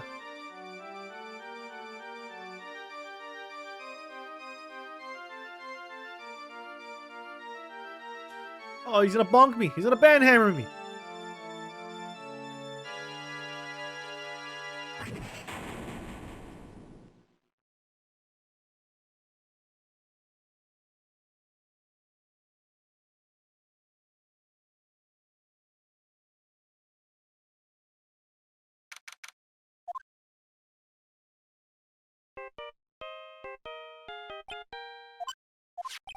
Hello, this is Phoenix Wright.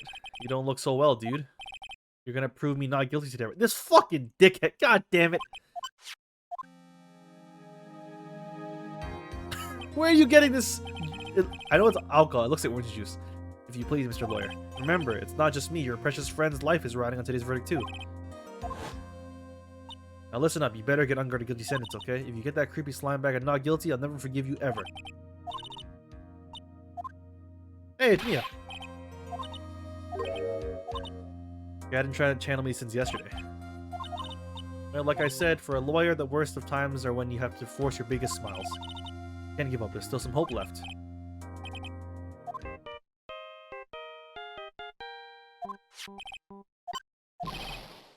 Will you leave me alone? Look, don't call me anymore. I mean it. You're really mean, pal. They let me join the investigation team and we're chasing after the killer, pal. Got 0 leads, okay? We're not gonna give up. Until the trial is over, until the verdict is handed down, we're gonna do everything we can to find the killer. If you can get Maya out, then you can get unguard the guilty verdict deserves, pal. You got that? So you have to do whatever you can to make the trial last longer. Stalling? I love stalling. It's my favorite. Dude, call me Joseph Stalling the way I be stalling. Watch this shit. Go in there, vamp. Fucking... Just go on a tangent. I got you, bro. You have something money will never be able to buy. Friendship. The strongest weapon in the world, and you have it in abundance. Alright. Fucking dude, let's get in there, start stalling, dude.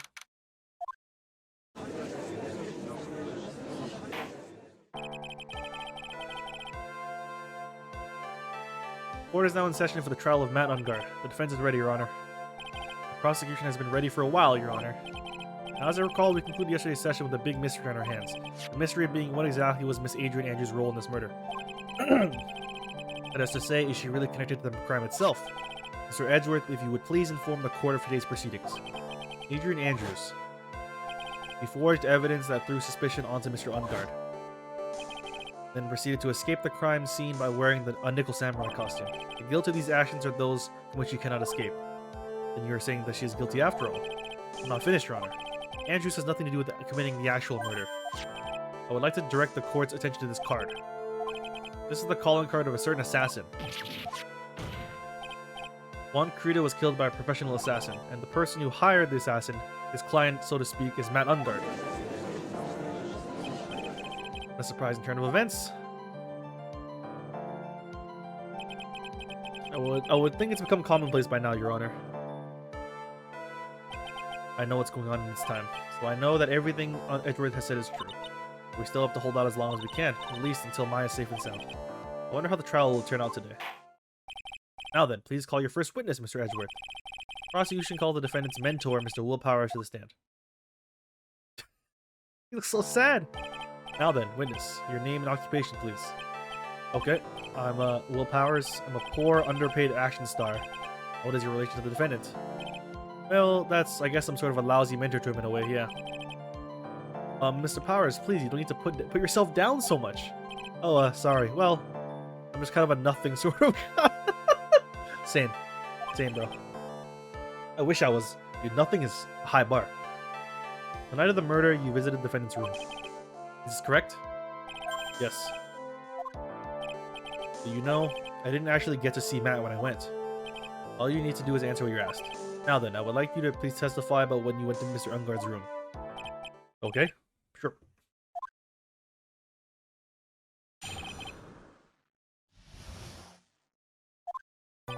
After the award ceremony, I went by myself to Matt's room. Matt was standing there in front of his room, still in his nickel samurai costume. He was talking with someone. At first, I thought it was a bellboy. I watched the two of them for a while and then gave up and went back. I had a guest with me that night and I couldn't make them wait for me. Nothing sounds out of place in Mr. Powers' testimony. Talking with the bellboy is no big deal. One assumes that the person Mr. Ungard was speaking with is an ordinary bellboy. Well, Mr. Wright, let's have your cross-examination, shall we?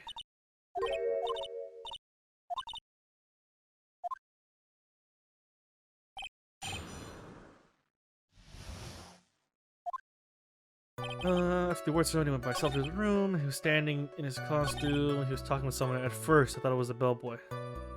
Does that mean after he didn't think it was the bellboy?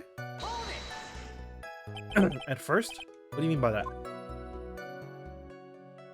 Well, he was in a bellboyish uniform and he had a bottle of juice on a tray. Sounds like an ordinary bellboy to me. Yeah, but I didn't think he was a normal bellboy. Why was that? Why did I think that, Mr. Wright? How am I supposed to know? Oh, but I can't remember right now. What?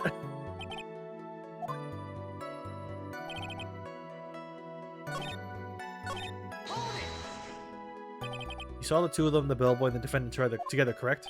Yep. The bellboy just wanted to say congrats. Now, while you were watching the two of them, did you notice anything strange? You know, I did feel something weird.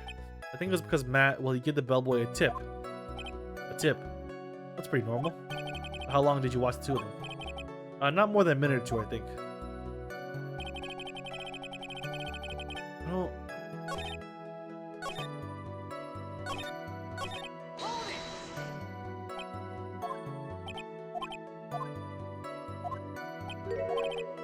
Mr. Powers, only a few minutes ago you stated... You know, I did feel something weird. I think it was because Matt, well, he gave the bellboy a tip. Could it be that you felt something strange about the tip-giving incident itself? Ah, yeah, that's it. You really know your job.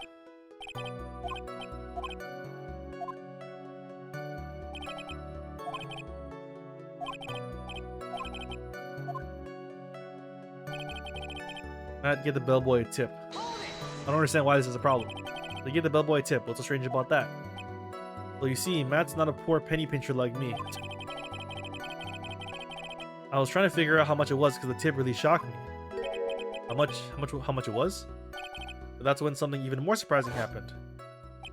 The bellboy was putting the tip he got in his pocket, and that's when I got my first good look at the guy's face. I was really shocked.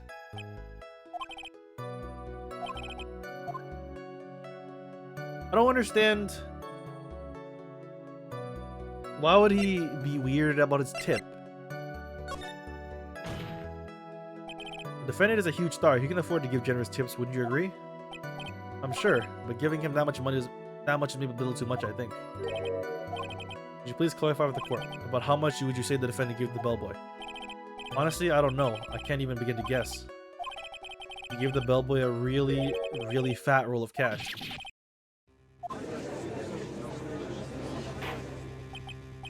Oh, interesting. That certainly was a very generous tip, wasn't it? A very fat roll of cash. That can hardly be called a tip, Your Honor.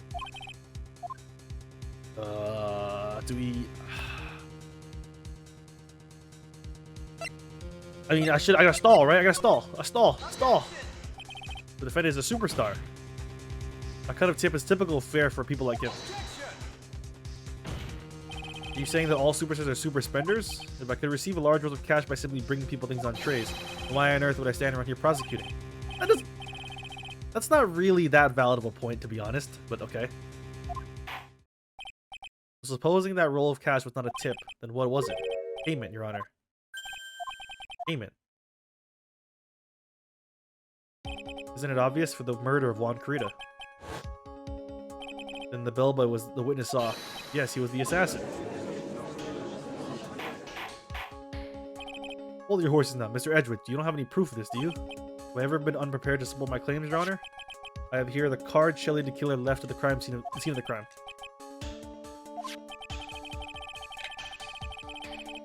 He is the person the police's special investigations team has been chasing for ages. I am asserting that the person the witness saw was this very assassin Shelley the killer. Really? No, nothing. Something just clicked in my head and I think I just figured something out. Actually, I saw that bellboy again later on that night. Mr. Powers, please testify. Tell us what you saw. Yes, sir, right away.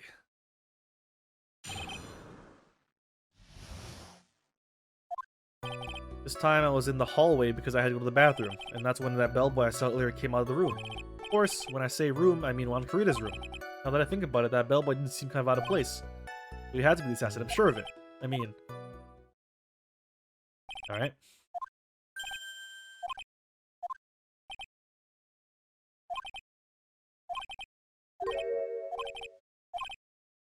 Alright.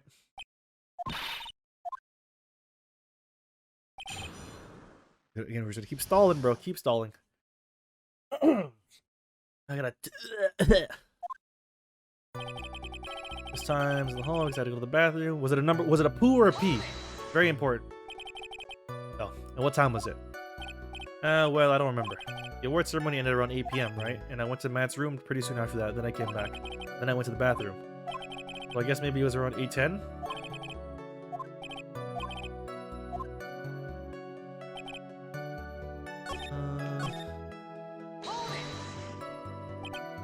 So what exactly was so out of place about him? Well, the bellboy was empty-handed. Empty-handed? That bellboy was one of those room service people, right? But he wasn't pushing a cart and he wasn't holding a tray either. You'd call that a little strange too, wouldn't you? Is it really that unusual for a bellboy to be empty-handed? What should I do? Should I... I mean... We gotta stall! Gotta stall, right? We gotta stall! There's nothing strange or unusual about an empty-handed bellboy. There really is. There really isn't. You two are done being school children. Bellboys are for room service. There is no reason for them to be empty-handed ever. Your Honor, I ask that the witness' previous statement be supplanted with this new one. Okay.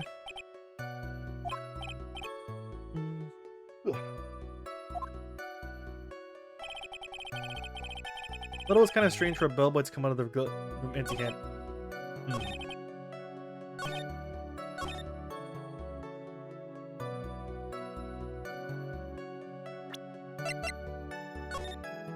Nothing. Is there a way for me to prove that he didn't go in empty-handed? Or he didn't go in empty-handed? Do we use the wine glass? But hey, he brought the wine glass in, maybe. Maybe? Mr. Powers. Yes? You're easily influenced by other people's words, aren't you? As soon as you heard that the bellboy might have been the killer, you got caught up in believing it must be true. But isn't he really suspicious? He's got all those stitches and... So? A baseball has stitches? Are you saying all baseballs are suspicious because they have stitches? Nice.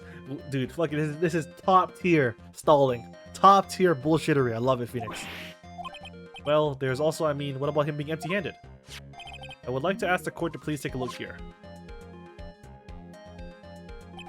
This This is the crime scene. There is a wine glass sitting next to Mr. Kurita's body.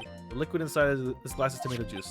And now, if you would take a look at what's going on top of the table in the lower right corner here, anyone can clearly see that there's a tray with a bottle of tomato juice on it.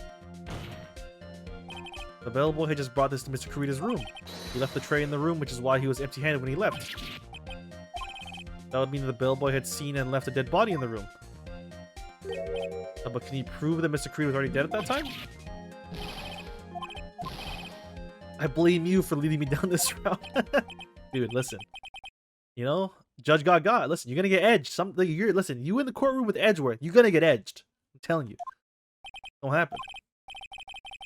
Are you purposely giving false info? No, we're not necessarily giving false info. We're just purposely like going down routes that wouldn't necessarily lead to the verdict just to stall for time. Like we're like trying to like make sure everything is as fleshed out as possible to waste as much time as possible.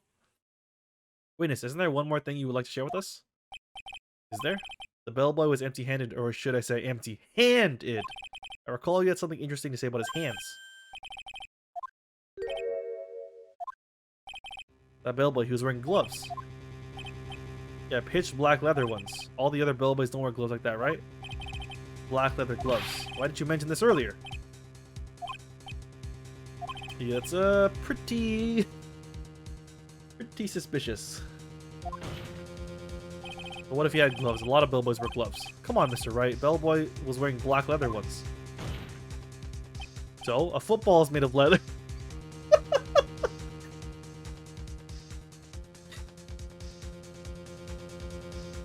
What? Alright. Are you saying all footballs are suspicious because they're made of leather? Oh, Phoenix. Oh, Phoenix. But that man, he received a large roll of cash from the defendant. Dude, yeah, Phoenix, dude, that's law school right there. That's law school, buddy. And then he was seen leaving the crime scene with black leather gloves. I don't think that even someone like myself can believe he was just another bellboy. It seems that we finally come to an understanding. Now then, witness, please continue with the rest of your testimony.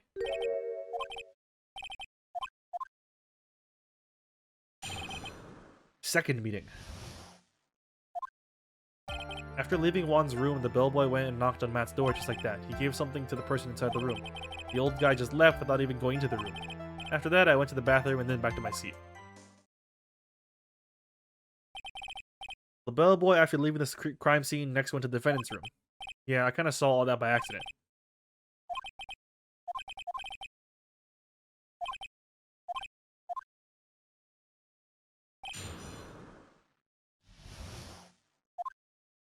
Leaving Juan's room, the bellboy and then knocked on Matt. He gave something to the person inside. Who was it?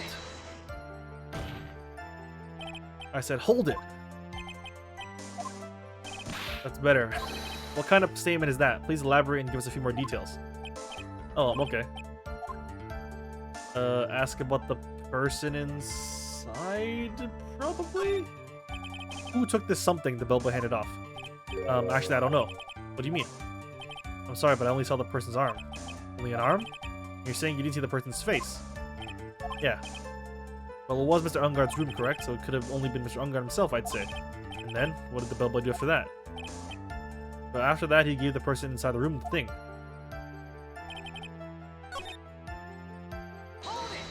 What was the thing, bro?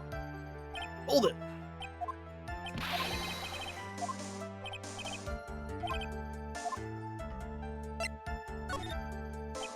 He gave something to this person. Yeah, and what was this something? Huh. If I remember what it was, I wouldn't be calling it something, would I? But this implies that something was removed from the scene of the crime. Are you sure you really can't remember, Mr. Powers? I think it was something kind of small. I would like to summarize the testimony up to this point if you don't mind. When the bellboy left the crime scene, he immediately went to the defendant's room. There, he handed a small item of some sort to the person inside. As for the person who received the item, all you could see was the person's arm. Yes, it was just like that. Mr. Edgeworth, is all this really that important? Of course, Your Honor. I think this is of the utmost importance. This is when whatever was removed from the crime scene was handed over to the client. Mr. Powers, please try to remember what it was the bellboy handed off. Well, let's see. I think it was... No. If you remember, please add it to your testimony. If I saw it again, I could say for sure, but I think it was some sort of wooden statue. Wooden statue? Do I have? Do I have a wooden statue in my thing?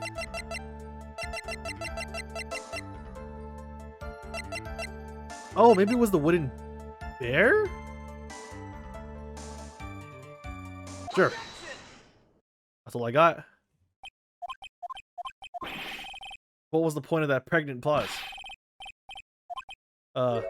It was me, Your Honor. I have a feeling that something bad is gonna happen once I show this. Mr. Powers, there's something you saw. Was it this item? Oh, hey, that's it. That's a something. Oh, Mr. Wright, you really figured it out. I recall we found this at Matt Engarde's mansion. At the defendant's house? What does this mean? It's simple, Your Honor. Jelly the killer assassinated one Korean in his room, and then he stole this wooden bear from the scene of the crime. Then the bear being found at Mr. Engarde's mansion would mean... It goes without saying, Your Honor. Mr. Matt Engarde is the killer's client. Order, order, order! I said order! Mr. Wright, this is the most unfortunate turn of events for you. Yeah. Even if you hadn't shown it to the court, I'm sure your friend Edward would have. Yeah. I think it is clear that there is no need for us to continue this trial. Oh, I gotta stall! Gotta stall, bro!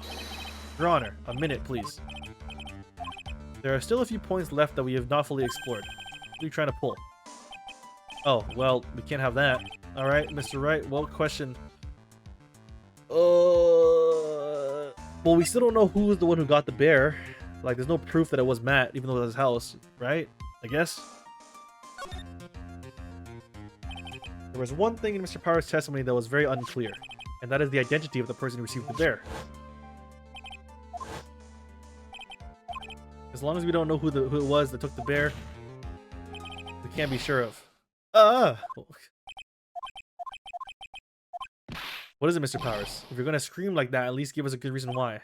Oh, yeah, sorry. Actually, so I remembered. I remembered who took the bear. How does that happen? How do you... Okay. I mean, I only saw his arm, but the arm... It was the Nickel Samurai's arm, I swear. You've got to be kidding. Are you sure of that, Mr. Powers? How do you forget that? How does... It's like a fucking... Let's look at the arm, okay? You're telling me you forgot that you saw that arm, that right arm, that somehow slipped your mind. God, this is why eyewitness testimony is a load of shit. It's a load of fucking shit, bro.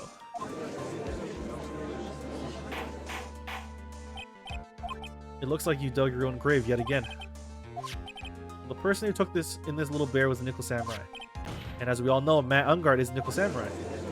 Not necessarily. Adrian was also wearing the costume.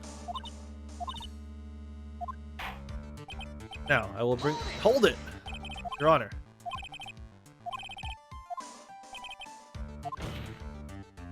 There are still questions left unanswered.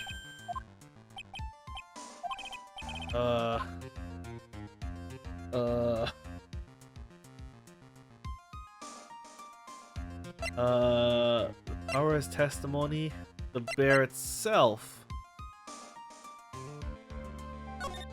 Sure.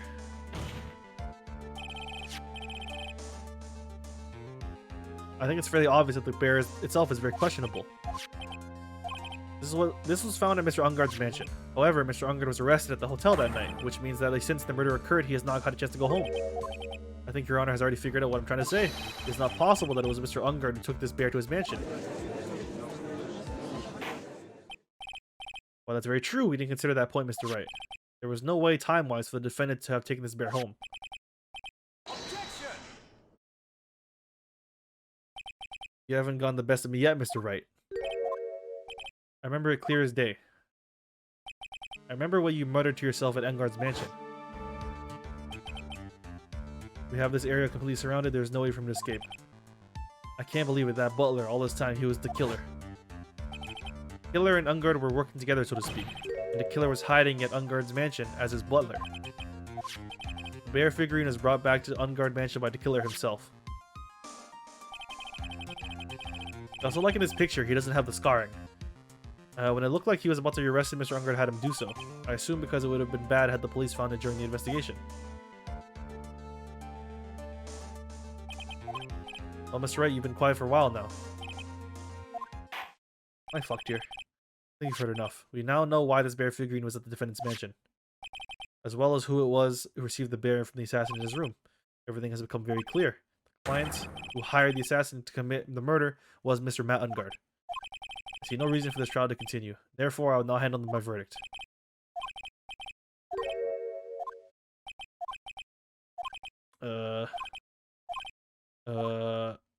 Objection! Objection! I gotta go for it, dude. There's only one way for me to drag this trial out. The only thing I have left is one dirty trick. Your Honor, right now we have these two reasons to believe my client is the assassin's client. Reason number one, he accepted the bear figurine from the assassin. Reason number two, that very same figurine was found at the Engard mansion. However, it's possible that this is all the work of a certain other person.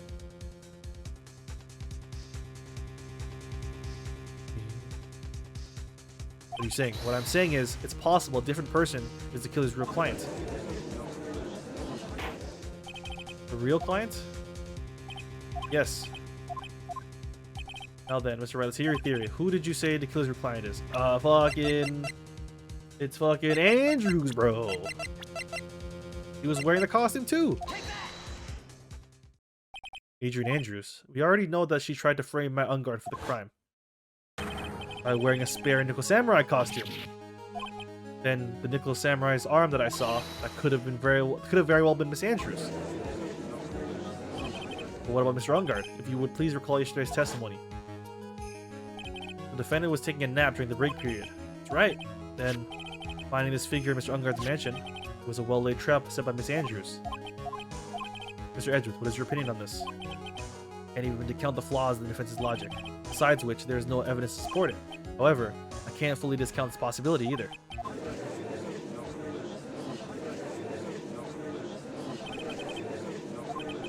Yeah, we're getting fucked right now. We're getting edged so hard, bro. To benefit the defense, I'm willing to play along with this what-if game. The prosecution is prepared to challenge the defense's theory. Mr. Wright, even you must have thought it strange and wondered, why would the criminal want this little wooden bear? He's right. Killer did specially bring that bear to Ungard right away. Why do you ask? Is there something special about it? Absolutely. And I'm sure that once the court knows the significance, the true killer's identity will become crystal clear. Your Honor, the prosecution calls upon a witness who will clear all doubts against Miss Andrews. Who would that be? It's quite simple, Your Honor. Miss Adrian Andrews herself! Gonna testify again. I see. Well then, the court will take a short 10-minute recess. Prosecution will prepare its witness in that time.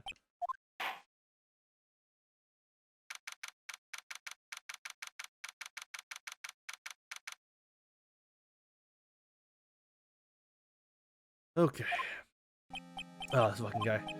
Oh, I knew it was a good idea to hold her hostage. Don't you agree, Mr. Lawyer? But I never thought in your desperation you'd try to pin the guilt onto Adrian. Mr. Nick. Really strong power suddenly called her away.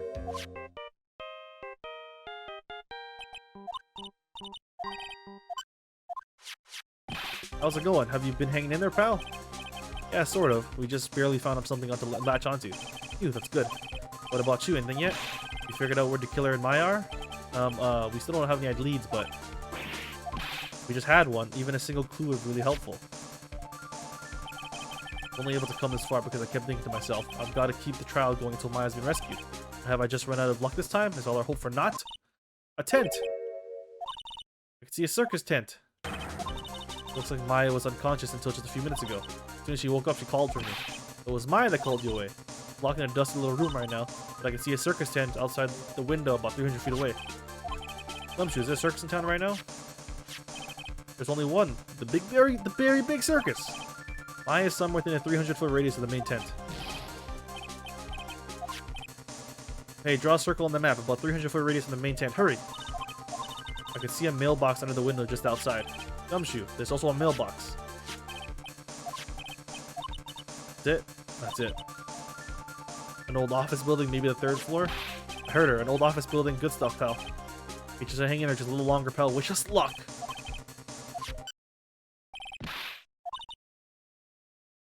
She's in a pretty bad state. She's being starved.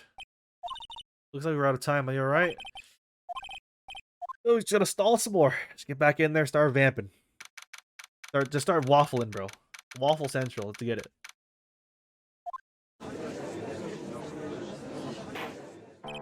Or will now reconvene. The killer, the man who murdered the victim, handed this to his client. From this, one obvious question arises. Why this particular item? I believe the answer to that question will provide us with the name of the real culprit. Now then, the prosecution called the defendant manager, Adrian Andrews, to the stand. Back. Currently, the witness is accused of tampering and obstruction of justice. However, you have been called to the witness stand today to ascertain who exactly is guilty of murder. Understand? Very good. Now, have you ever seen this bear before, Miss Andrews? Of course I have. That's right, it's only natural that the witness has. Miss Andrews, could you please enlighten the court of this bear's secrets?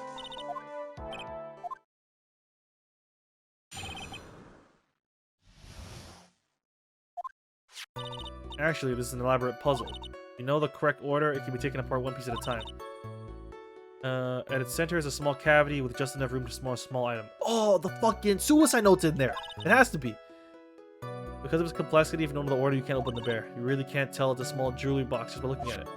The suicide note has to be in there, right? This figurine, it's a container of sorts, is it? Looks gonna be deceiving, wouldn't you agree?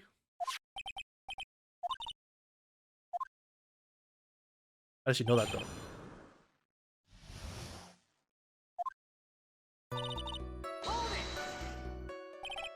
Puzzle. But it looks only like it looks like an ordinary figurine. True enough. People who don't know, I'm sure they would never guess this is a puzzle.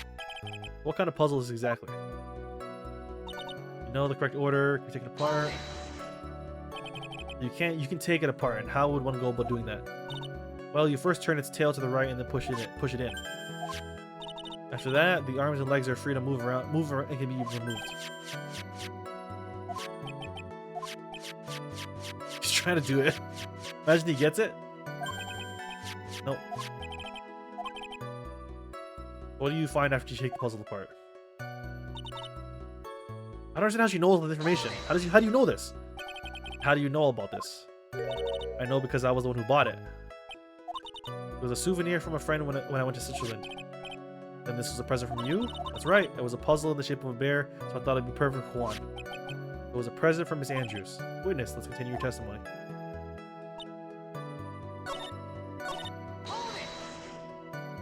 So who exactly knew how to solve this puzzle? Only the two of us, Juan and myself. It was a souvenir from Switzerland. But I doubt there are many people in this same bear. Okay, maybe not. So if she knows how to open it, then the suicide note's not in there. This looks like it can be easily broken, especially if someone wanted to get what's inside. Well, it's a toy, but it can never be the same again once it's been broken. Who else knows that this bear is actually a small container or jewelry box? I never told anyone, and as long as Juan never told anyone either, then only two of us knew. Two of you, huh? And of course that means Mr. Ungard didn't know, right?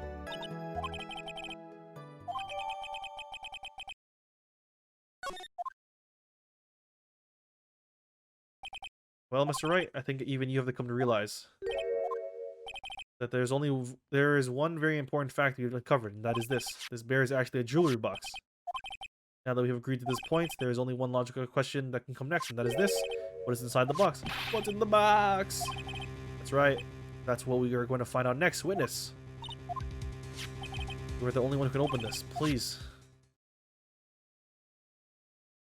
Yes, the note's not in there. Something else in there. I've opened it. Is this what you wanted?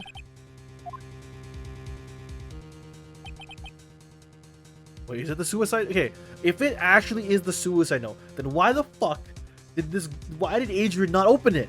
Is she an idiot? What? Okay. Oh, sorry. If the suicide note's actually in here, I'm gonna be pissed off. Because she knew the combination and she never opened it? I don't think we need to guess what it is, do we, Mr. Wright? It's the suicide note. Like, are you... The suicide note left by Juan Curtis' former manager, Celeste Impacts. Till now, no one knew its whereabouts, but just as suspected, it was hidden. Hidden by the victim, Juan Curtis himself. Like, Adrian's the one who gave him the bear. Only she and him knew that you could put something in it. And she also knew that he was hiding the suicide note. Why the fuck would she not open it? It's just, I don't understand. I don't understand. It seems Celeste Impact had very beautiful handwriting, and she just as beautifully signed her own name on this document. This is most definitely the note she left right before she committed suicide. Did you know about this? Yes. What? What? Huh? Yes, I did. I heard all about it from Juan. When I discovered his body, I looked for the bear. I wanted to destroy... So she knew about it. Okay. I couldn't find it anywhere. Oh, okay. So she couldn't find it up until that point, but then she was looking for it. Okay. It had already been taken by the killer. So now that the suicide note has been found, what's the next logical question? Well, what's on the note? Now then, I believe it's only appropriate the contents of the note being made known.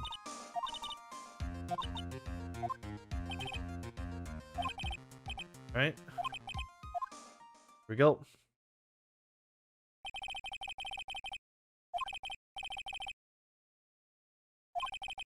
Okay. Oh, all that happened here. About being used and then thrown away by Ungard, about being engaged to Kurita and Ungard's role in destroying that, and about how she decided in her despair to end it all. That is all Miss Impacts had to say. There's one thing I would like to say here. The prosecution has no interest in slandering Mr. Ungard. Then what? Our intention, Your Honor, is to establish a motive for murder. Isn't that correct, witness? Yes, on that night of the murder, Juan was going to make the contents of the note public. After the post-ceremony show, he was going to hold a press conference. And Ungard values, above all else, his refreshing like a spring breeze image, which is why he had to stop this note from being made public. At any cost?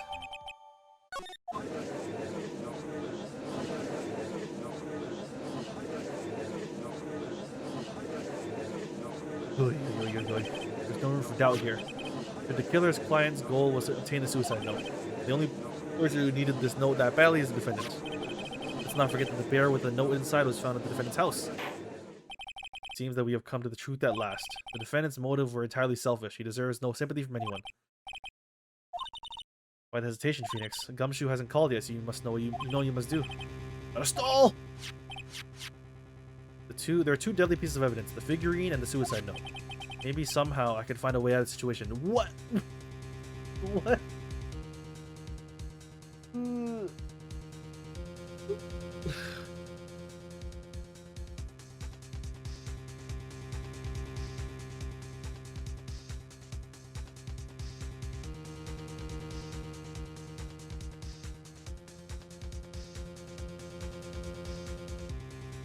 Somehow I could find a way out. What's the way out? I fucking... Oh, God. Do we know for sure that she wrote the suicide note?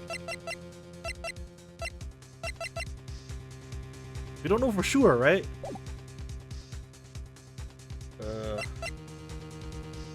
Yeah, right? Because we haven't analyzed the handwriting yet. It could not be hers? I guess. Please wait, Your Honor. Oh man, look at that lawyer. He's still going at it? It's like he doesn't... Okay. I think Your Honor believes that Matt Ungard killed in order to attain this note. Yes, that is correct. That seems a little strange. In fact, I think there's a contradiction here. This note was hidden by Mr. Kurita until the night of the murder. If that is the case, I say that Matt Oh, yeah, that's true. He wouldn't have known what was on the note. Say that Matt Ungard could not have known what was written on this note.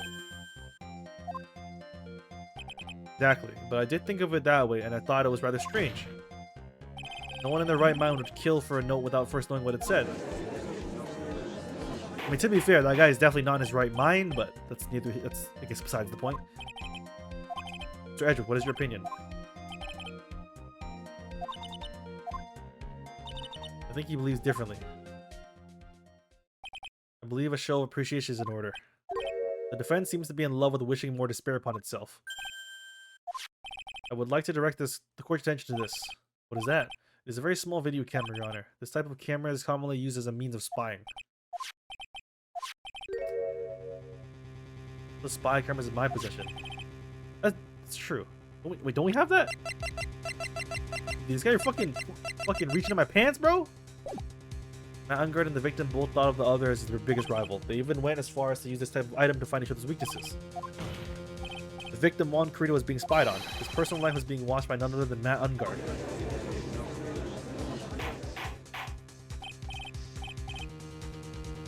Order, Mr. Wright.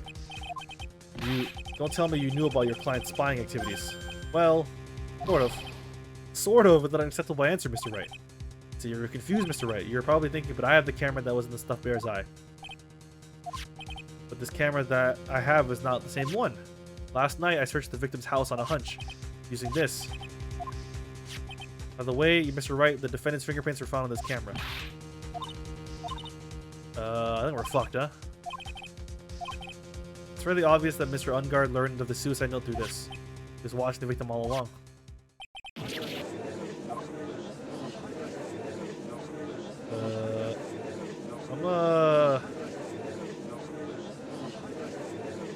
We're fucked here. We're fucked, dude. You figured out what you're gonna do next? No. I know it seems like Mr. Edgewood is very close to putting the lid on this case, but in his eagerness to prove his point, he forgot one very important thing. But what is it? There's a piece of evidence that he really should investigate.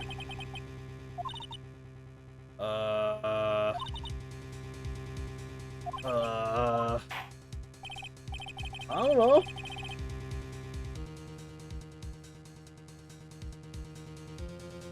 Alright, I think this time we finally understand everything. Well, Mr. Wright, you don't have any further objections, do you?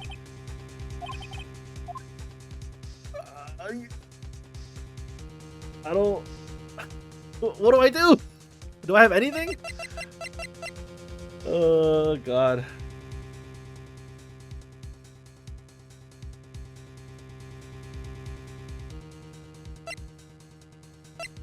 I mean, we still never analyzed the suicide note, right? Is that something we can do? I tried that before. We try again, I guess. Fuck it. I have an objection, Your Honor. Still don't know for sure that she wrote it. Objection!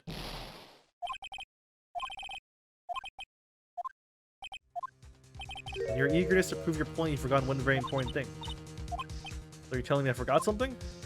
You're so close, Mr. Edgeworth. There's something you really should examine. Yep.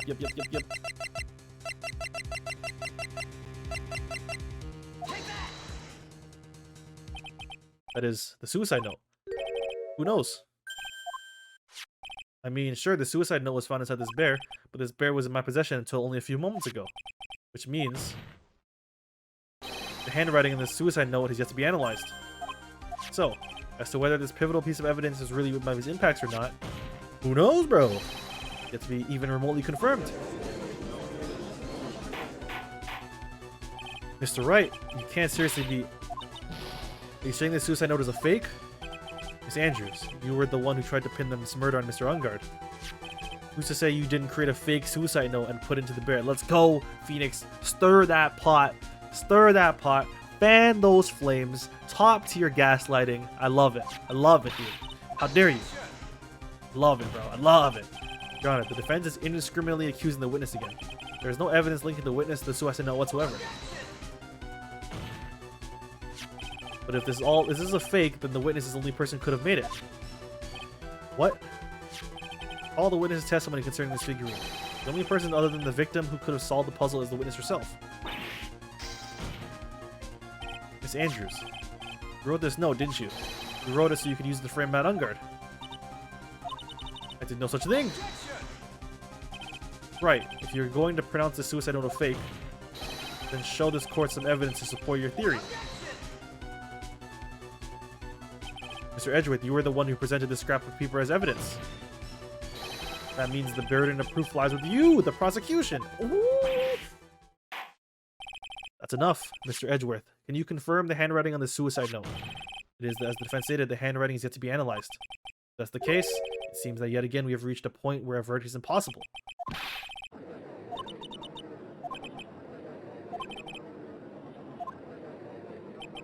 I didn't want to have to do this, but I don't have a choice. I request that both the prosecution and defense further investigate.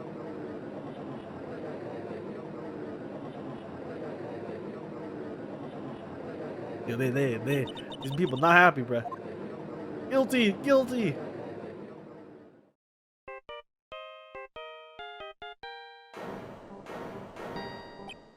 What is that sound? Gumshoe. Hello, Gumshoe.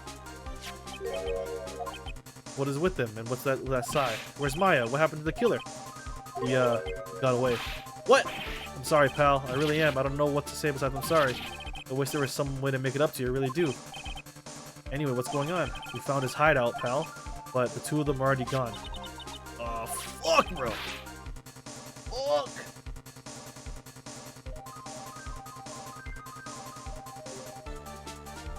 I'm gonna keep looking for them, pal. Don't you worry. I just need a little more time. But don't tell me we don't have any more time.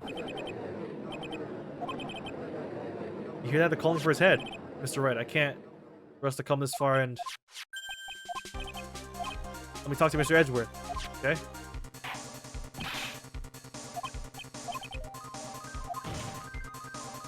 Hold on, Your Honor. Edgeworth, catch! Yeet! Take that! Nice. Nice. Hell yeah, dude. Solid. That was solid.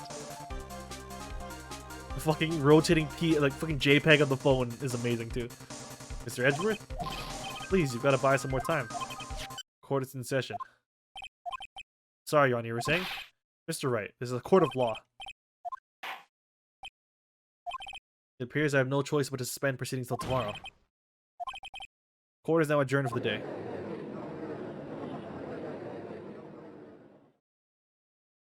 Objection! Objection! Please wait, Your Honor. What is it, Mr. Edgeworth? I humbly request another 30 minutes of Your Honor's time. For what purpose? You can perform the necessary tests on this piece of evidence in that time. Can you really obtain your result in 30 minutes? I believe you can, Your Honor. Wouldn't it be better if you adjourned for today and then review me tomorrow? 30 minutes. Please, Your Honor. That's all I'm asking for. Please, Your Honor. Very well. At the prosecution's request, this court will now take a 30-minute recess. Be advised that I will not allow another recess today. Okay.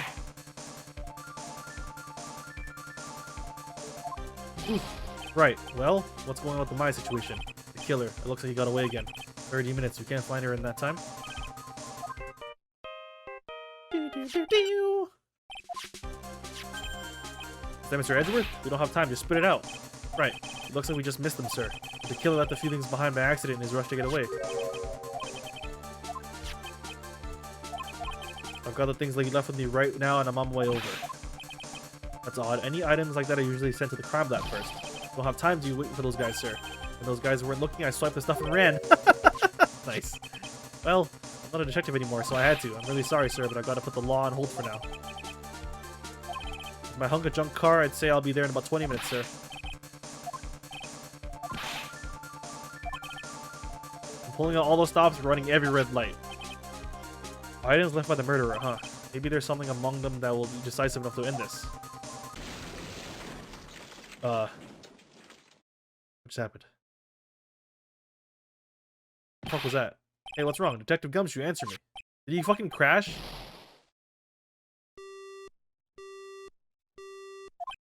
What happened? Sounded like he had an accident. I'm guessing his cell phone was broken as well. Oh, fuck. Well, fuck. There's a way we can find out where he is, we can stand a chance. Why did Gumshoe have to get into an accident now? Is there any way to find out... Oh. Is there a way? Do you have anything?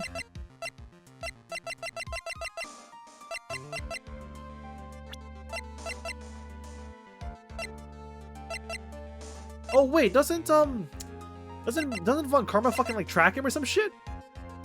That work? That's right, there is a way. Yeah, she has like a tracking on him, like a bug. Oh god. You want to help us? Edgeworth. I don't have any right to judge anyone ever again. I know my client is guilty, but what I'm doing now, I'm pinning the guilt on someone totally innocent and using the evidence to do so. It might be my turn to say defense attorney Phoenix Wright chooses death. Doesn't suit someone like you to cry useless tears. Whether you did your job well or not, that can only be seen after the verdict has been decided. There's a phone call for you, sir. They said it's extremely urgent. Oh boy. Oh boy.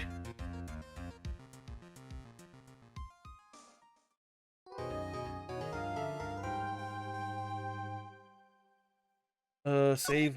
Okay, is this the final bit, bro? Oh, it is. I think it is. I don't know how the hell we're gonna worm our way out of this.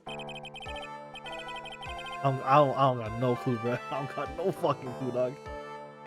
But when I reconvene, I assume both sides are ready. Yes, Your Honor. Oh, he looks unhappy. Okay. I understand the defense acting like this. However, why do you also seem distraught, Mr. Edgeworth? It's nothing, Your Honor. Just the poop. Now then, Mr. Edgeworth, if you could please tell the court the results of the handwriting analysis on Miss Impact's suicide note.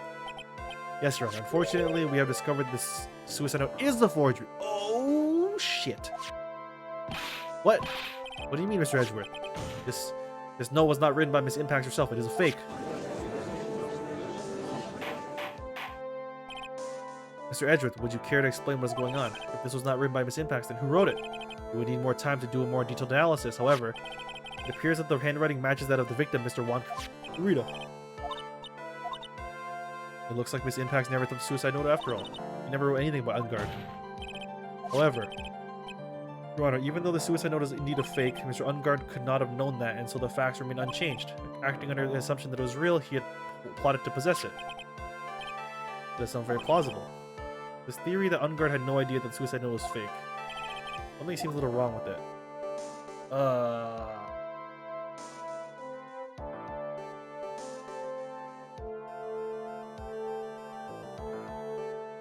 I mean, he was like monitoring him, no? Would you not be able to tell? Maybe? The defense believes that the theory the prosecution has stated contradicts testimony. If everything the prosecution has proven up to this point is true, it's impossible for Mr. Ungard to not know it was a fake. He was spying on him.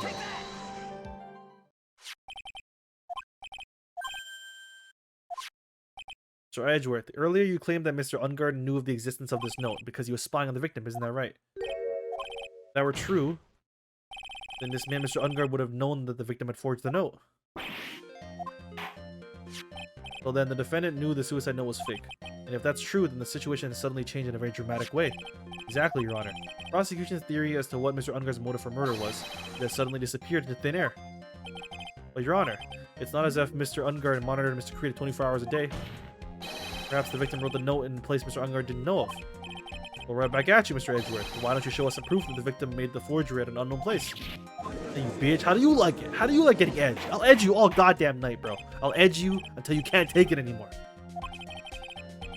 It looks like this time it's you who dug your own grave. As I figured, it all came down to this after all. Mr. Edgeworth, you're not making any sense. I heard the results of the handwriting analysis. I thought this might happen. Question is, what next? If the prosecution can't prove Mr. Ungard's motive through the evidence, then we must prove it from another angle. Well, I agree with you there, Your Honor. The prosecution would like to call a witness to the stand this time. However, this witness is a little unusual. Usual? Well, what sort of witness is this person, Mr. Edgeworth? This witness is the one who is perfectly fit to answer once and for all the question of who was it that hired Charlie the Killer? Impossible. Who in the... No such person exists who can answer that question with such certainty. It's go on. The man himself, Mr. Shelley the Killer. Huh? Oh, Mr. the Killer. Wait. Shelley the Killer? You mean the killer? I mean, the assassin? Yes, Your Honor. He's coming here to the witness stand? Oh, yes, in a manner of speaking. I recognize that this is a very unusual circumstance, so I ask for your permission. Yeah, I guess. Very well, then the prosecution calls the witness to the stand. What does this mean? Now then, witness. Your name and your occupation, please. Huh? Huh? What? Huh? Very good, sir. My name is Shelley the Killer, and I am a professional assassin. I say, what is going on here? Your Honor? How can you remain so calm, and what is the meaning of this two-way radio? Actually, Your Honor, it was delivered to me just now and came with a condition. As long as we do not trace its source to Mr. the Killer will testify to the court. So this must be what the urgent phone call he got earlier was about. First of all, we can't even be sure this is really Mr. the Killer himself. Witness, please present some sort of proof that you are in fact Shelley the Killer. I understand. Please wait a second. I'm so hungry. Voice, Mr. Wright, can you inform anything from this? The defense has no objection to this person. You're satisfied that this man is indeed Shelly the killer. Well, it doesn't seem like we have too many choices under these circumstances. Okay, the thing that doesn't make sense is, right? Okay, Maya's being starved, but like, this only been going on for like, how long has this been going on? Like less than a week, a couple days. Like you didn't die from starvation in a couple days. I'm pretty sure you can last like I guess to be fair, she hasn't been given water. Okay, that's different. Okay, I take it back. Yeah, if she hasn't been given water, you only last a couple days. But if she's been given water and not food, she would last weeks. Doesn't seem like we have too many choices under the circumstances. So now then, witness, there's one thing I would like to confirm before we speak of anything else. What would that be? At the request of our client, you killed Mr. Juan Kurita. Is that correct? Is as you say, I did indeed kill Mr. Kurita. Now that we haven't answered that, let's move on to the name of your client.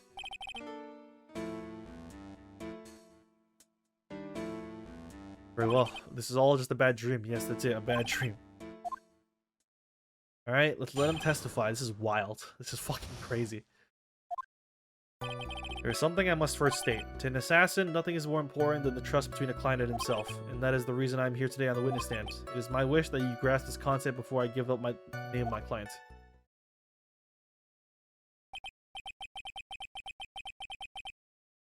Mr. the Killer seems to be a very clever man. I'd almost say he seems to be mocking us. Well, he may appear to be our enemy, Your Honor. Mr. the Killer is only stating the truth. He's no hypocrite. He has always stood by this one belief. I don't understand. If his level of trust is so important, why is he ratting on him?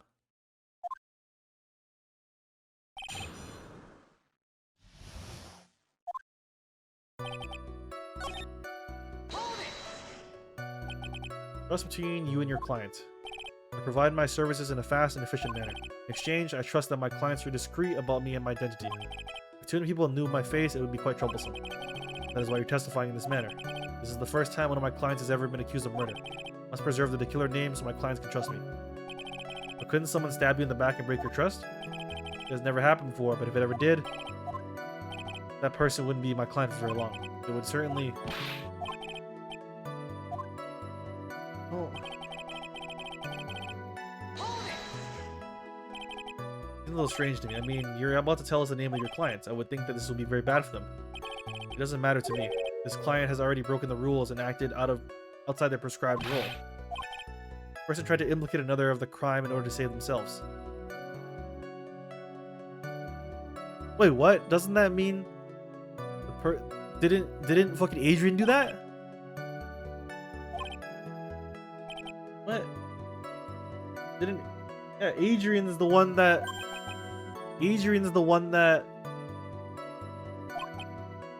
did that. That framed somebody. So is she the client?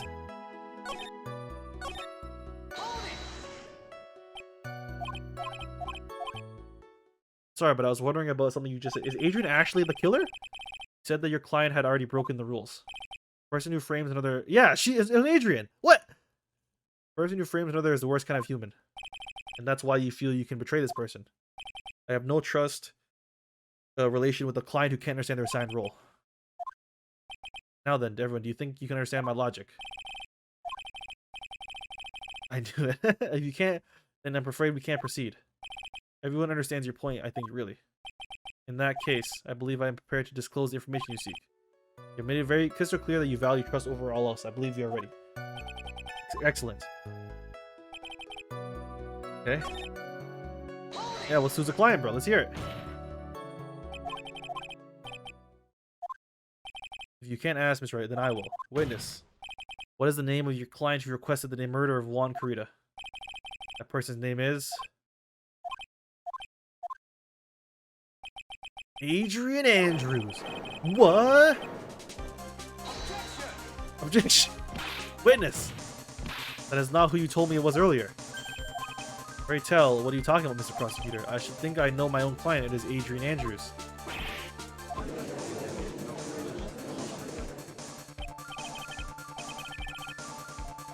can't be on the phone earlier.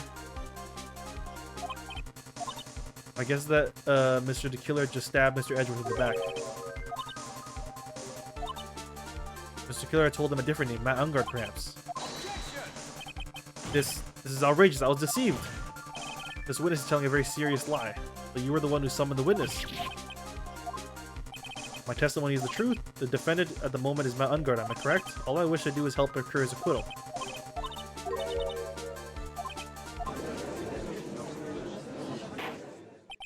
Prosecution has failed to provide a motive and has instead provided the suicide note, which is a forgery created by the victim. Furthermore, there is a possibility the defendant himself knew it was a fake. But most definitive of all, we have heard from the assassin himself the name of his client. The killer's client who requested the murder was not the defendant at all. With all this evidence, it is obvious to me that Mr. Ungard is innocent. I seem to have caused you all a bit of confusion. Please continue your discussion and call me when you've reached a verdict. Alright. Bailiff, please bring Mr. Adrian Andrews in immediately. Well now, with the way this is going, Ungard will be found innocent. Maybe our last chance to save Maya. Edgeworth is right, the killer is lying. And Ungard, my client, know he's guilty. Can I live with myself if I win this? Who would have believed that the prosecution's own witness would absolve the defendant? Your Honor, the prosecution requests permission to further question the witness. Shelley the killer is certainly lying under oath. It wasn't me. Listen, everyone, please, the testimony just now is all one big lie. Suicide note may have been a fake, but that man, Matt, he's the reason Celeste died. In Juan's death, it was all because he got pulled into Matt's twisted world. The testimony just now, you have to believe me, it was a horrible, horrible lie. Mr. the Killer himself has testified. He has named you as his client. No, that's not true.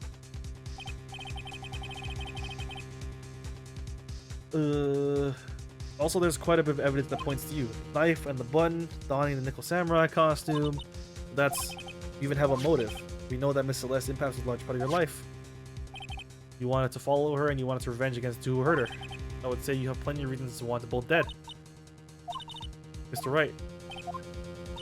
Was Matt covering for? I don't know what's happening, bro. I don't know, dude. I'm following along. Tell them the real story. Who the real killer is. Tell them.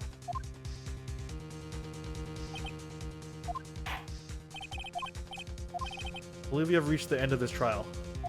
Therefore, I ask the defense for any final words or opinions. Do I take the not guilty verdict and save Maya, or do I throw the chance away and wait for Gumshoe's new evidence? We have to go for it, bro. We have to hope that Gumshoe comes through. Phoenix, I can't do it.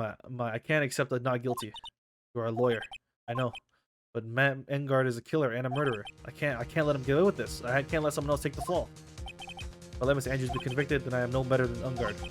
Even though I don't want to admit it, I have to face the fact that it is because of Edgeworth that I now know the real truth. He could have gotten Ungard convicted so many other times, but he never took a single one of those chances. If I take this verdict right now, I'd be betraying his trust. His trust. Never thought about it until now. I trust him. Oh, me and Edgeworth are gonna bang for sure. Mr. Wright, your opinion, please. The defense requests that be allowed to further question Mr. the Killer. I hear you correctly, Mr. Wright? But that witness has cleared your client through his testimony. Your job here is done. Not done yet. To see through witness lies and find the truth. That is my job, Your Honor. I mean, it's not. The defense attorney's job is absolutely to protect his client. This is like, we understand that this is the right thing to do, but it's a terrible lawyer thing to do. This is awful. A miracle. It's a hope of the Hail Mary. Mr. Edgeworth, please reestablish connection with Mr. the Killer.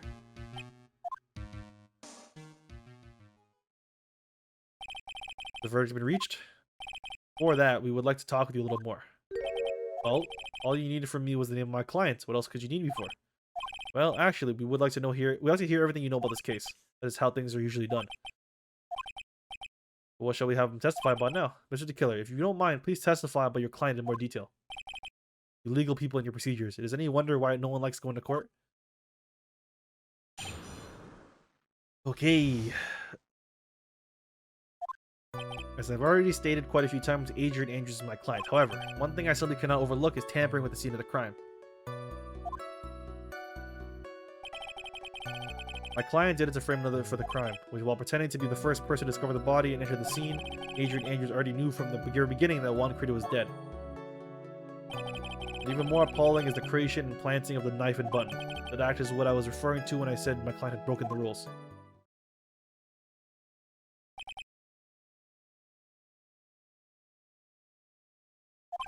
This is the most unexpected turn of events for the 5th time now. However, this time everything has finally been revealed. Objection!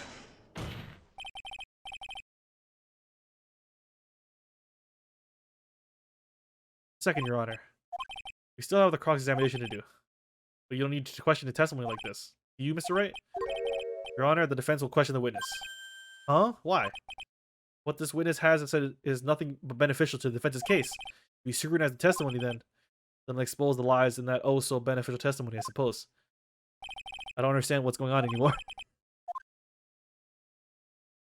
Yeah, we're both terrible. Me and Edgeworth are both terrible attorneys, and this judge should be disbarred. This is terrible. Clients, one thing. Seeing the crime. It's a frame. Pretending to be the first person to discover the body and enter the scene. I already knew from the very beginning that Crito was dead. From the very beginning. That is correct from before my client visited the room. All of my clients knew precisely what the situation is at the time. I wonder if that's really true.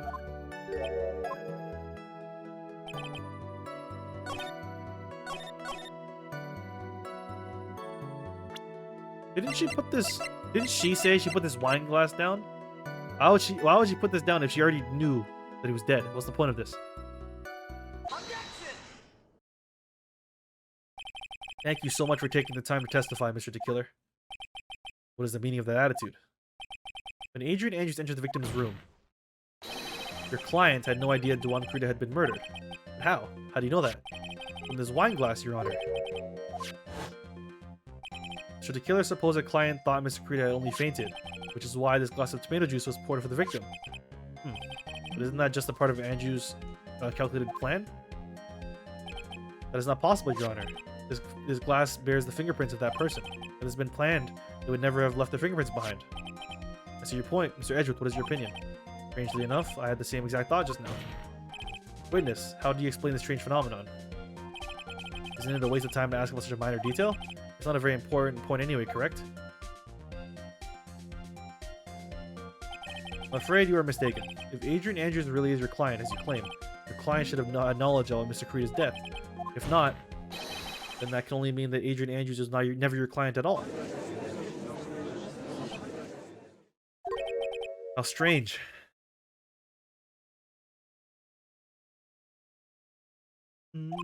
Why is it that the attorney has yet to raise an objection at this absurd situation? Phoenix, if the killer figures out what we're up to, we're in real trouble. Yeah, I know. Objection! Mr. Edgeworth, I'm surprised. You know you can't say things like that with any evidence. Ah, sorry. My bad. Anyway, I'm positive there was a contradiction in the testimony. The prosecution requests further testimony concerning when the request was taken.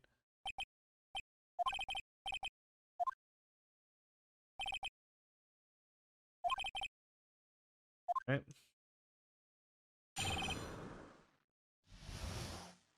Maybe the real killer was the cat. Maybe it was Shu. This request came to me about a week ago. It was a request for my services on this night of the ceremony. We met at a certain bar to discuss and finalize a few matters. That is what occurred. I trust my memory, and I believe I've made no mistakes.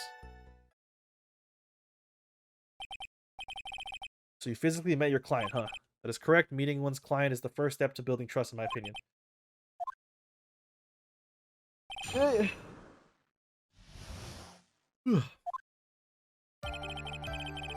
Request came to me about a week ago. It was a request on the night of the ceremony. But when did you meet? So you physically met Adrian Andrews, right? Of course I did. What was that? What was that brief pause? Oh yeah, what's going on, dude? I gotta find out. Witness, I would like you to give us some more details. I always meet my clients as a matter of principle. I have never taken a request by telephone or mail. And why is that? That's because I value the trust between my client and myself above all else. And the only way to establish that is to speak to the client while looking them in the eye. Oh, Mr. Wright?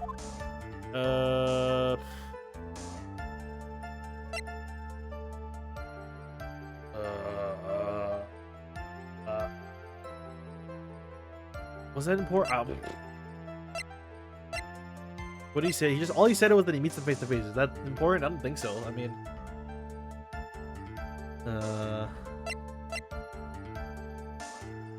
don't think so. I mean, no. Why he meets his client is not important, and that wasn't the point. Witness, please stop sidestepping my questions. What do you mean by that? My question is, did you really meet Adrian Andrews in person? I've already told you, Mr. Wright, I did. It was only through talking with him. Him? Hold on.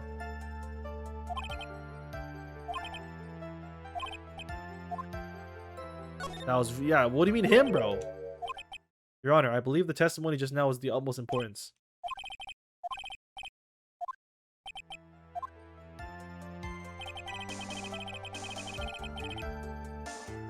Bro. That ain't no man. That ain't no man, bro. That ain't no man. That ain't no man, bro. I would like to go over this one more time. You met Adrian Andrews at the bar and took the request at that time. Yes, that is correct. And that's when you thought he was trustworthy. How many times I repeat myself? That's correct. Sorry. That is an impossible tale. What? It's a killer. You have never met the real Adrian Andrews. Why'd you say that? Because you made one very big slip up. About her. But what is the issue? What did you say just now? About her? You had ever met Adrian Andrews in person? One look would have told you that she's a woman. Oh! Oh, God. Order. Mr. Wright, what is the meaning of this? This witness testified to the following. He always meets face-to-face with his clients when taking their requests. He has never met Adrian Andrews in person. Yes, Your Honor. That's exactly the point. That means Mr. DeKiller's client could not have been Adrian Andrews. What the hell's leaking out of his fucking radio? Ew! Ugh! It's like shitting! All the assassins make such a basic mistake. I believe it has to do with her name, Your Honor. Adrian Andrews is without a doubt a very androgynous name.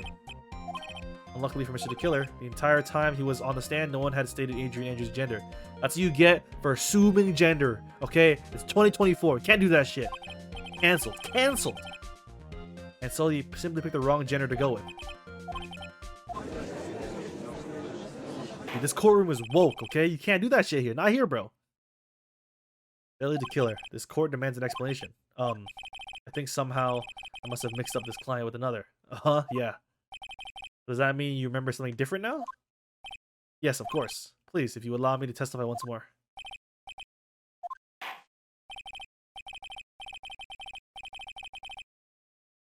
Very well, but this time please give us the truth, nothing but the truth.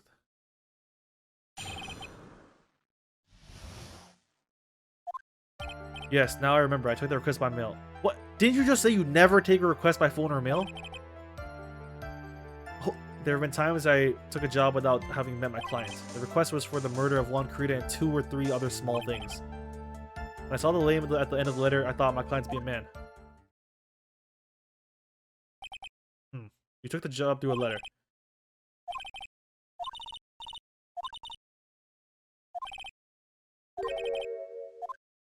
Okay. Okay.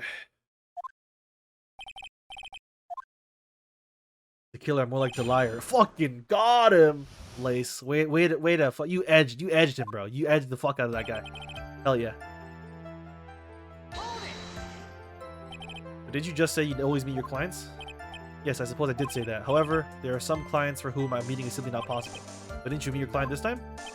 No, I did not.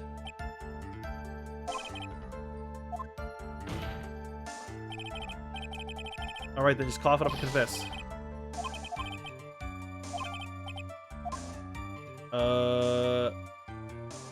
No, I have no proof. I don't got shit, bro.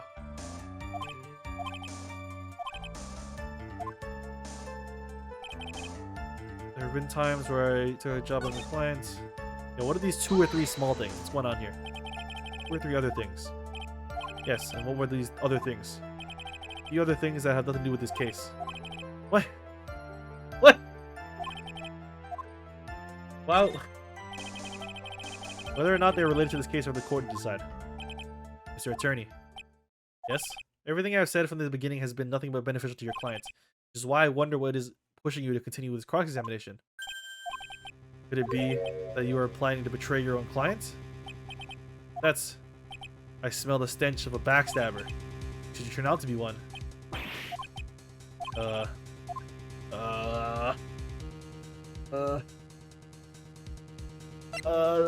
YOLO, fuck it! Please cooperate and tell us what the other jobs your client requested for. If it's truly that important, I suppose I don't have much of a choice. The bear figurine. After the assassination of the target, I was to find that figurine. I was told that this job was just as important as the actual killing. And where was that figurine? It was inside Mr. Krita's suitcase. Then what did you do next? I handed it over to my client right away. You gave it to your client. Interesting. This information certainly sounds important to me. Witness, please include what you say in your testimony. Sweet, sweet, sweet. One of these was to find the bear figurine and give it to Adrian Andrews.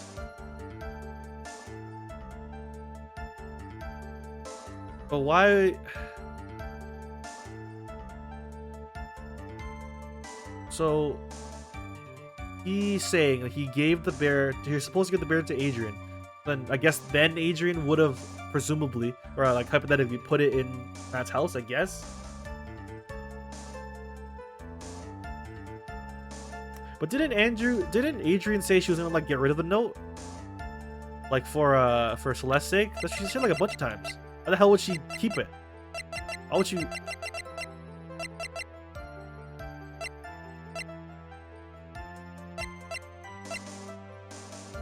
Represent? I guess I present the suicide note. Yeah, she was gonna burn it. She said she was gonna get rid of it immediately. Really to kill her.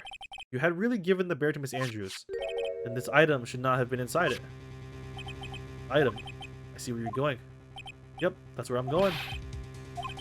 Your Honor, please think back to Miss Andrews' testimony. And I was going to burn it for her sake. If even for a single minute, this bear had actually been in Miss Andrews' hands, I'm sure she would have taken the suicide note out and burned it.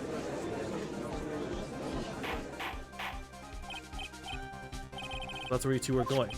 But by the very fact that the suicide note was still inside the bear, tells us that your client didn't know how to disassemble the puzzle.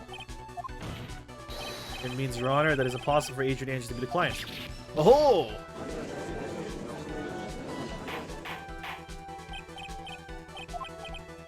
For Phoenix Wright. I'm sure I mentioned this before, how I hate traitors above all else. I think your cross-examination has clearly demonstrated something to me. You must wish to break your end of our agreement. That's enough. If that is your intention, then there's only one thing for me to do. Gentlemen, ladies, please excuse me. I have a matter that I must attend to.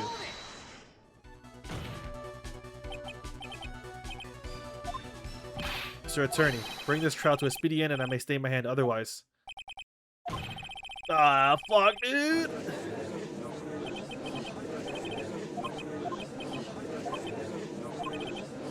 I didn't understand this witness's outburst just now. Do you think there is any need to hear more testimony, or is this enough?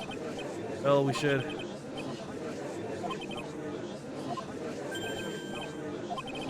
Prosecution. Let's come over, everyone. Even you are. Prosecution rats. What's going on around here? Prosecution has no further questions, Your Honor. What?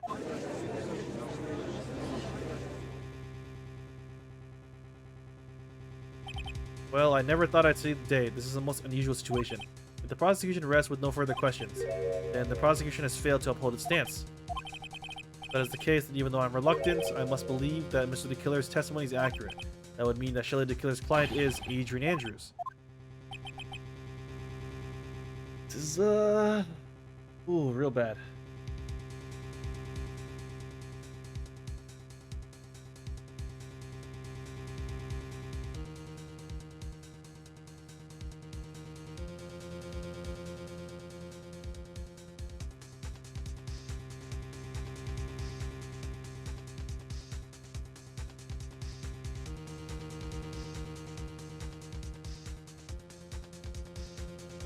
He's edgy. He's gonna shit himself.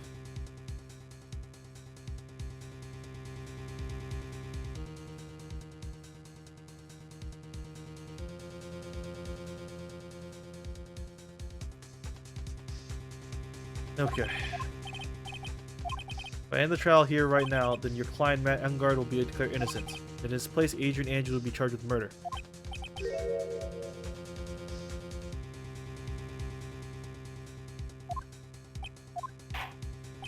Prosecution has no further questions. We will now hear the defense's final remarks. Bailiff, please bring the defendant Matt Engard to the stand. The items from the killer's hideout didn't make it in time. We tried as hard as we could, but it looks like our time has run out. Can't believe it. The outcome now lies in your hands.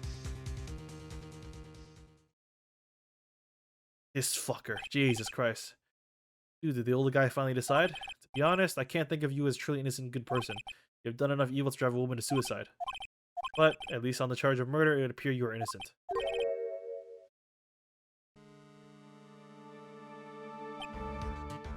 So I guess even the old fuddy-duddy figured me out. Grungard? What an atrocious lawyer I have, giving his own client up like this. That refreshing spring breeze crap is just as atrocious, don't you agree? Anyway, got on with it and pronounced me innocent already. Right, Mr. Lawyer? Should I side with the justice or should I save Maya's life? Oh, you're gonna get a guilty sentence, okay? But if I did that, Maya will die. But if I say he's innocent, then Miss Andrews will be charged as the murderer. Oh god, dude. What do I do, bro? Now then, Mr. Wright, let's hear the defense's final statements on this matter. The person who hired the assassin was Adrian Andrews, and your client, Mr. Ungard, is innocent.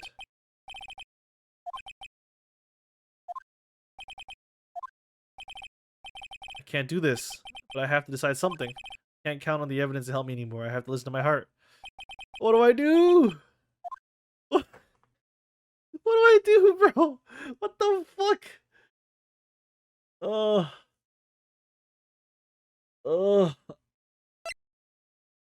Surely I have to save Maya, right? Surely. What do I do, bro?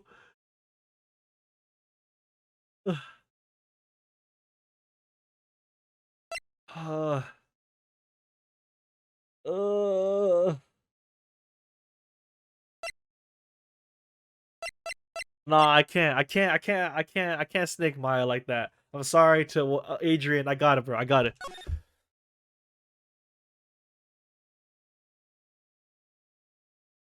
I got it, bro. You're waiting for your answer, Mr. Wright. At Ungard, your client deserves an answer. Maya, I'm sorry. Matt Ungard is... Oh! No! It's fucking Von Karma! She's here! Francisca Von Karma! What are you doing here? Ow! You see now, don't you, Mr. Phoenix Wright? This is exactly why you should never take your eyes off that scruffy fool. Did you bring them? The final pieces? Do you have them? You should know better than to ask me. Ask that, Mr. Miles Edgeworth. Von Karma is perfect in every way. The evidence is here in perfect condition. Don't worry about Scruffy. He's fine. His injuries are minor. And all of the items are inside this. Is that his coat? Is that his coat? Bundled into a hobo swindle? Hell yeah. I apologize for its ugliness, but there's nothing else to wrap the items in. I fought long and hard this whole trial, all for what is inside this raggedy coat. Sure that inside the coat lies a crucial piece of evidence. Your Honor, inside that filthy coat are the defense's final piece of evidence.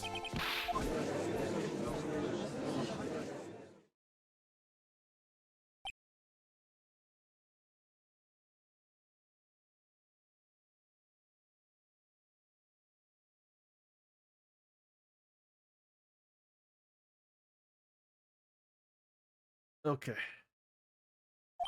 This trial is already over. All that remains is for me to hand down my verdict. Do not believe that any evidence presented now would change the outcome of this trial. What? Your Honor, it is our duty to examine every piece of evidence down to the last. I request that Ms. Carmen be allowed to present these pieces of evidence. I suppose you're right, Mr. Edgeworth. I grant permission to do so. However, this is one obvious rule applies here. If these items do not bring up any new points, then they will not be accepted by this court. Now, Ms. Carmen, if you please. These pieces of evidence are items left by the killer during his escape from the police. The killer left 3 pieces of evidence. Somewhere among the evidence we're about to see, there will be something that will turn this whole situation around like a miracle. Sure of it. That's all we can hope for. The first item is a pistol.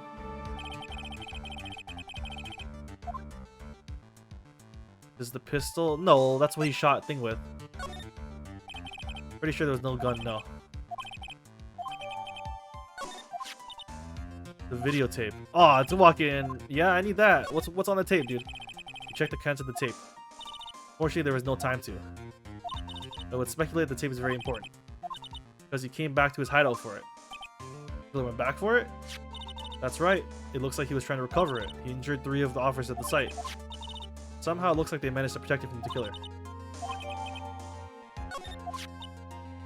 The bellboy uniform.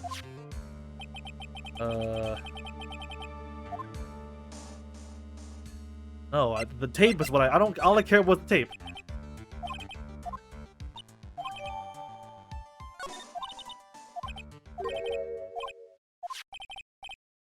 Sure, were we under normal circumstances, these items from Shelly the Killer's hideout would be very important clues. However, our question is not who did the killing, it is who is the client. That's correct. Alright, Steph, see you later. And these 3 items do not tell us anything about that. Thank you for your very hard work, Miss Von Karma. You may step down now. Hold it! Wait, Your Honor. Please allow me to examine this new evidence. Overruled. This court has already has all the evidence it needs to handle the verdict. Wonderful, absolutely splendid. This judge is such a brilliant man, isn't he? Is this the end? Phoenix, I knew it. There's no such thing as a miracle in this world, is there? I think you're very wrong. They do exist. You have to make that miracle happen. Come this far, you can't give up now. But no matter how you think about it, it's... Try, for my sake, just think about it for a second. There are 2 ways out of this situation for us. First, make Ungard wish from the bottom of his soul for a guilty verdict. Huh? The killer will always place his client's wishes first. If Ungard himself wishes to be convicted, he will let his hostage go. It's asking me to do the impossible. The second way, force the killer to end his contract with Ungard. If the killer were no longer think his client... Wait! If the killer were to no longer think of Ungard as his client, then he would let Maya go. Mia, that's even more impossible. He is a man who values his duty, for which his clients above all else. I know both of these seem like impossible feats at first. If you could make either of them happen, it would truly be a miracle.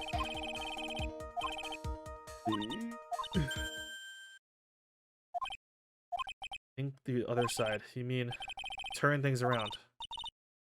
Judge says he doesn't need the evidence. If that's the case, then who does need it? The person who needs the evidence. The defense, prosecution, and the judge. We've seen all the pieces of evidence, and that is how we have come to know the truth. But there's one person who has yet to see them all. That person does not know the truth. The truth, and maybe what will bring about the miracle in the end.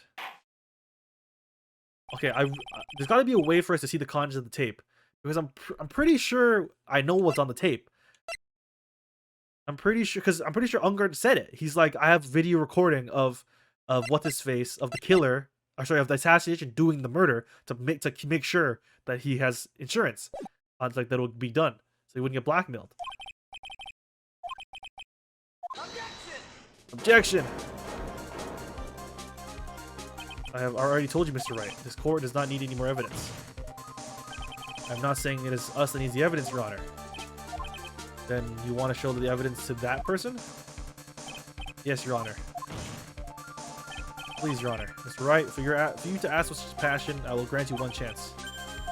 Please show your evidence of who you think is the right person.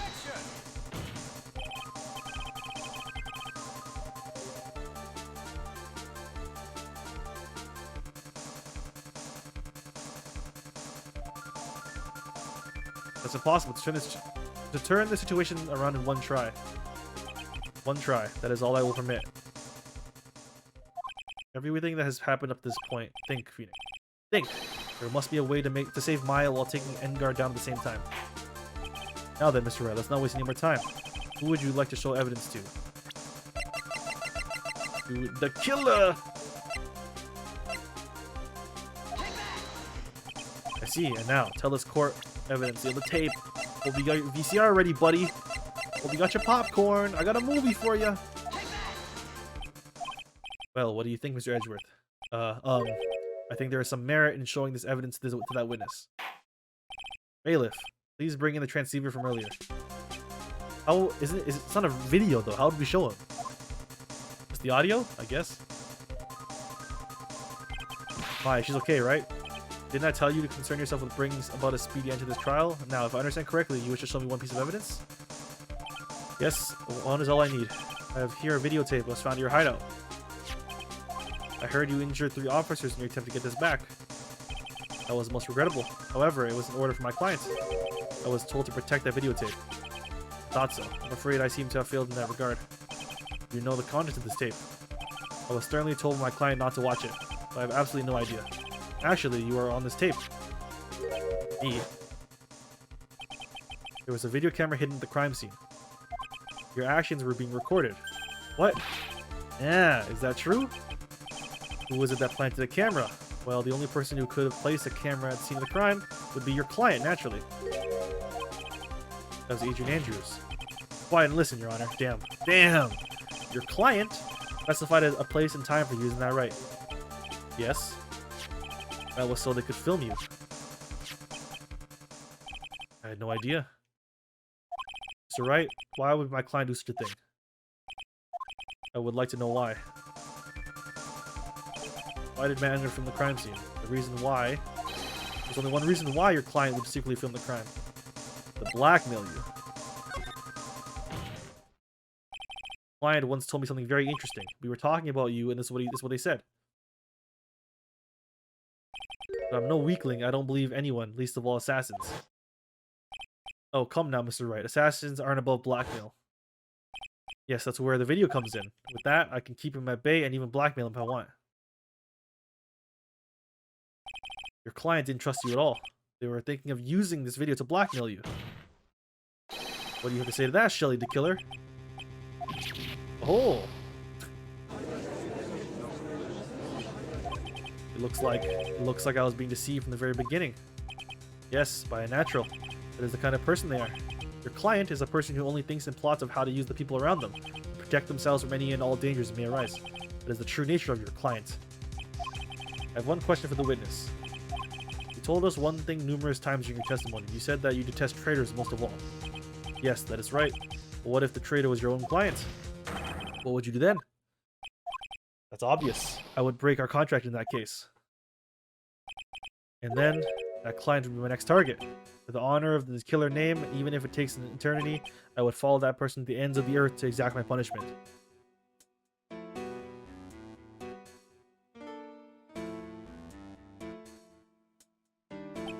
I see. That's all I want to know. Well, the traitor becomes the killer's next target. I get it. This is how we'll turn the case around. Mr. Wright. Yes? My contract with my client is over as of now. I seem to have a new job on my hands. I will now return to you your precious item. What the? I'm not an item. Why? I thought I'd never see you again. Oh, thank goodness. We clutched up. We clutched up. This trial appears to have come to its conclusion. However, I actually am sort of... I don't quite... Okay. Miss Von Karma, where did that... She always has you in your sights. Now, I do believe it's time to finally hand on the verdict. Oh, he's sweating now. Mr. Ungard, it looks like somehow you got what you wanted. You'll finally receive the acquittal you wanted so badly. You should be happy. Before that, I would like to make one final statement. Sometime in the near future, one very betrayed assassin may appear before you. It is to say that man is very good at what he does. I'm sure you would understand what I mean if you watch this video. Help me. Now then, Your Honor, the verdict, if you please. Is this alright with you, Mr. Wright? We finally reached the end of a very long battle. Whether he's convicted or acquitted, there's no escape from him now. Go on, Phoenix. Lead whichever way your heart tells you.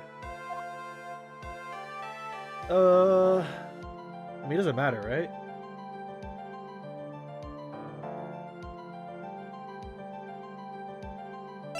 I mean, he's gonna get fucked no matter what, so we might as well plead not guilty and win the case, right? Let's go! Congratulations, Mr. Mountain Guard. Please make sure to savor every moment of a little time you have left. Your Honor, as always, the defense pleads not guilty. Very well. This court finds the defendant, Mr. Ungard. Hold it! Please wait. What's the matter? If I get a not guilty, I'll be killed. Uh...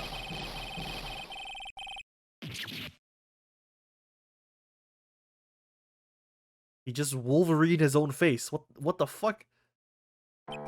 As always, it looks like we've uncovered the real truth. I don't remember you helping out much in this.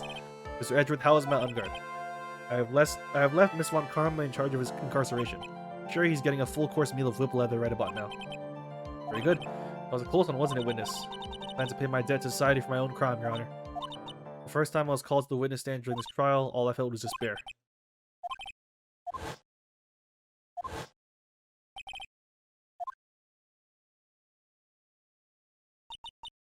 But after that, when I was alone in the detention center, that's the first time I really saw myself for who I am. Today, when the two of you used your combined strength to convict Matt, yeah, I felt like... Oh. I'm really happy that you two were in charge of this case. I don't know how to express how I feel at this moment. This is the first time I felt comfortable with myself, with who I am. Aw. Thank you so much, everyone. Wholesome. Alright, see you in jail! It looks like we have resolved everything at last. As for myself, there are still a few things I'm confused about. But everyone seems to be in good spirits. That is good enough for me. Judge is just like, yo, I don't know what's going on, but I like the vibes. And that's good enough, bro. That is all. This court is adjourned. We fucking did it. We did it, bro. You're great out there, Phoenix. What I did out there was right, wasn't it? This is the first time you've not gotten your client off.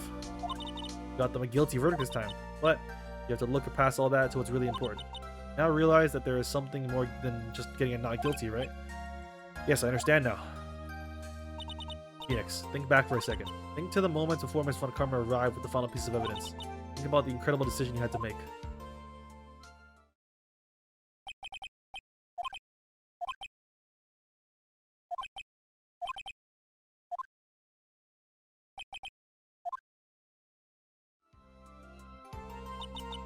Is he guilty or is he not guilty? Those were your choices, and then your answer.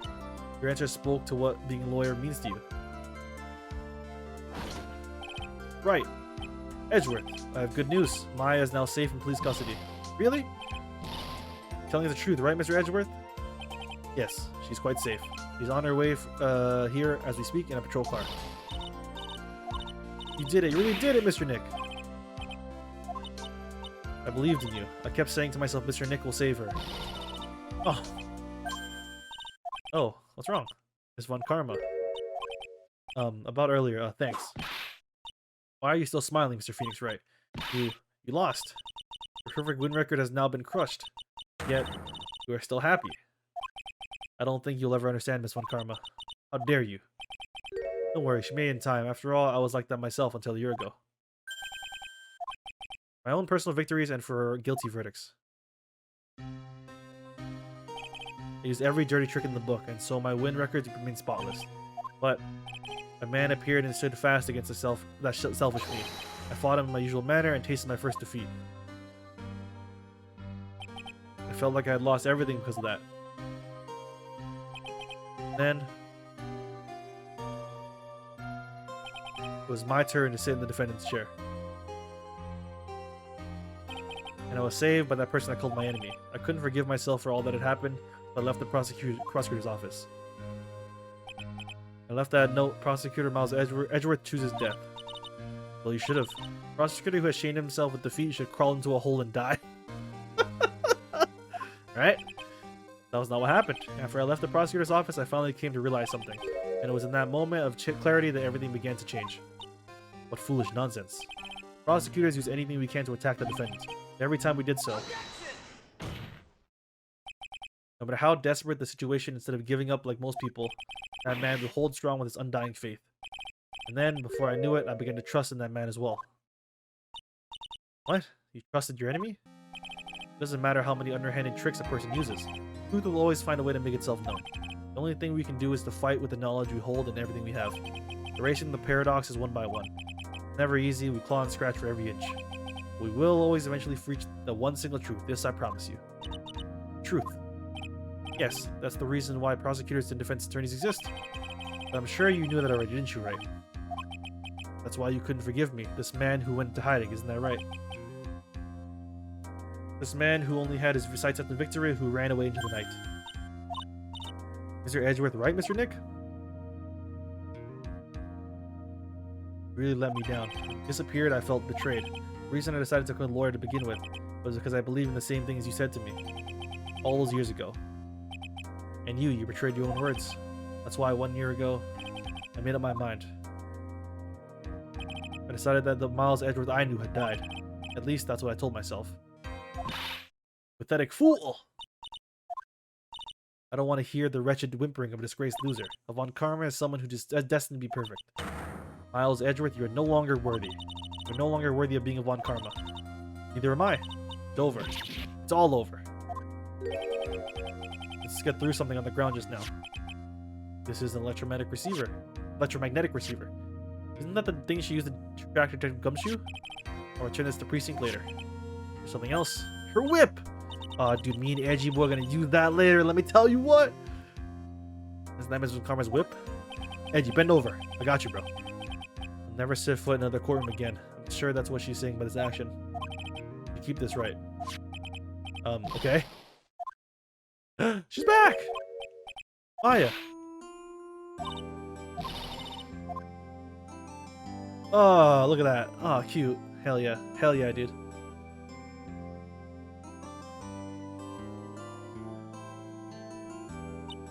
Oh, Nick, I knew you'd come through. You got unguarded convicted like I knew you would. And on top of that, you even rescued me. Of course I did. You know I would never desert you. We sure press our luck this trial. You're really lucky to be standing here. Whatever. Whatever. Look, it's over, okay? Besides, if I did croak, I would just come back and haunt you like a bad ghost through Pearly. Thanks a lot, Nick.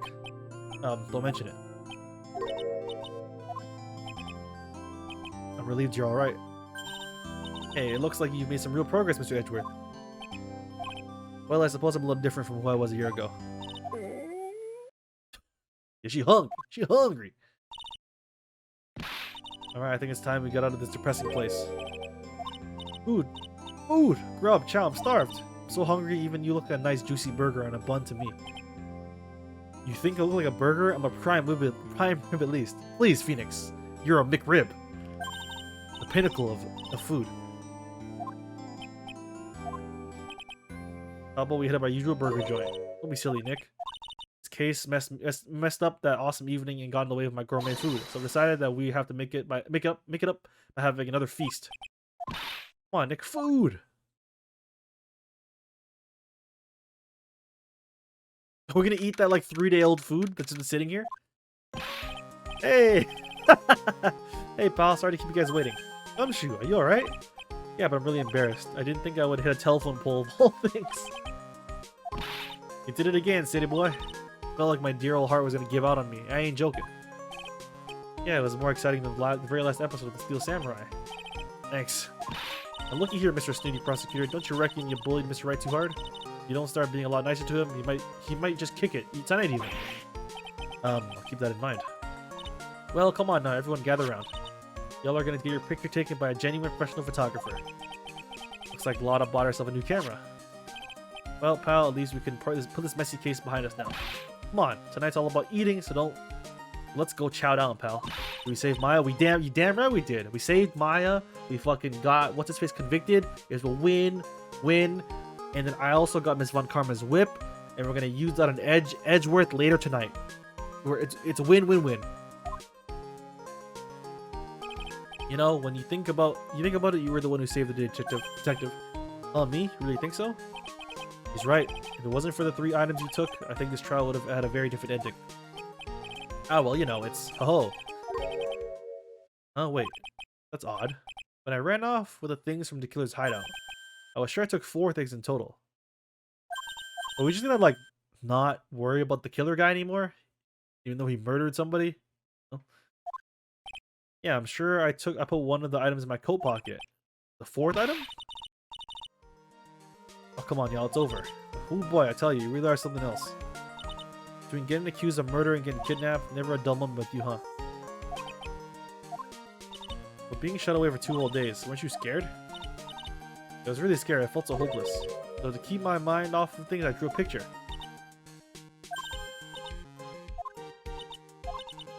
You know, I don't know where it went. That's too bad. Well, it's alright. It wasn't anything important anyway.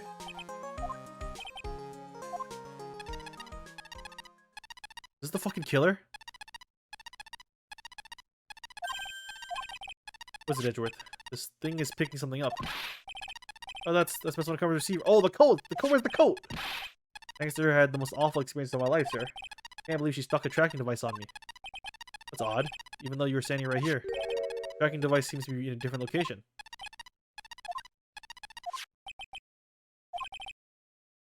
I'm afraid it's about time for me to excuse myself. I still have some work to do. Huh? But Mr. Edgeworth, you haven't even eaten anything yet. I had fun tonight. Now if you'll excuse me. Wait. I just want to say thanks, Edgeworth. You really saved me out there. If anyone should be saying thanks, it should be me, right? I feel like words alone aren't enough here. I wonder if there's anything I can give him to express how I feel.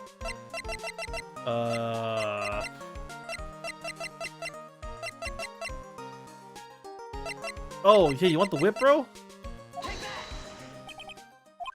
Thank you. It's all thanks to you two. You and her. You don't need to thank me. I was only doing my job.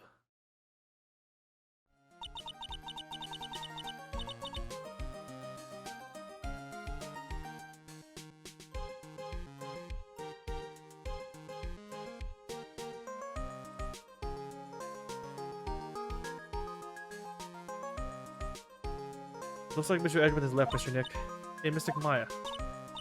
Yes, Pearly? I guess you two can go back to being lovey-dovey, right? You and Mr. Nick, I mean. Pearly, would you cut it out already? You're embarrassing me. Anyway, so who's paying for this lovely dinner party? As if you need to ask, everyone say thank you to Nick. Aw, man! Yeah, I'm kinda at the point where I can't even buy instant noodles, pal. So I kinda already put your name on the bill. How old is Maya? She's like, I think she's 18. She's 18, and then Phoenix is in his 20s, I believe. I just bought myself this good old beauty here. It better be anyhow for $3,000. Actually, I reckon you bought it for me since it's on your tab and all. Oh, I'm getting fucked up, bruh. Comment wasn't so weird then, yeah. You don't need to hold back now, you hear? Yeah, pal, time to let it all out.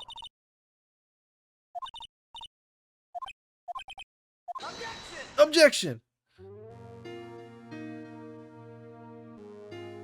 Oh, let's go. Credits, baby! Yeah, I can't remember how old Phoenix is. He can't be that old, though, because I'm pretty sure he, like, just graduated. He just became a lawyer last year. What's happening? I've escaped death 3 times now. Pretty cool, huh?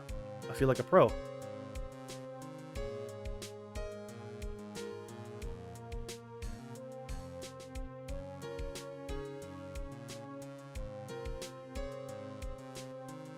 I'm so happy that you could save Mystic Maya, Mr. Nick. I'm so happy for the two of you. Speaking of which, I think this hotel is a popular place for honeymooners. So I sort of made reservations for the two of you, just in case. He's 21ish in his first game, so he's only 22.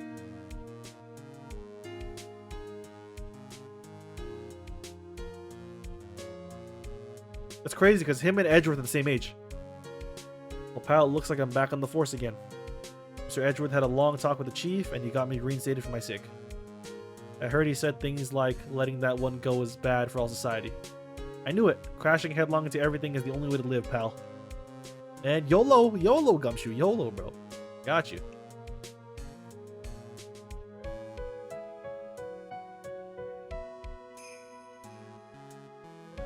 Oh, it's her. I'm Maggie Bird. I'm retiring this uniform as of today, sir. I'm going to be a waitress from now on. And bring smiles and joy to the people who come by the restaurant, sir. Hope you'll stop by sometime, Mr. Wright.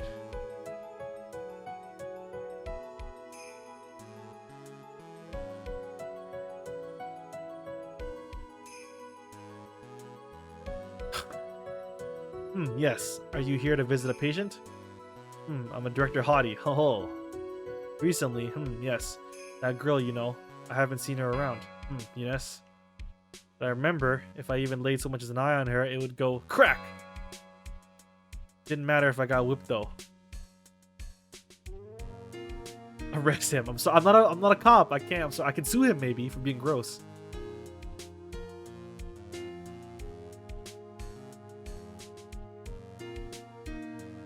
Oh, it's fucking Max, dude. It's time to begin our quest of World Circus domination, sweetie. Let the world know we are serious. I plan to make a fabulous flight to Zimbabwe. Hey Max, what do you think Zimbabwe is like? Do you think there are castles made of cake and bunnies who can talk? Yeah, it's Billy Bob. I think there are any talking bunnies, even they wouldn't laugh at Mo's jokes.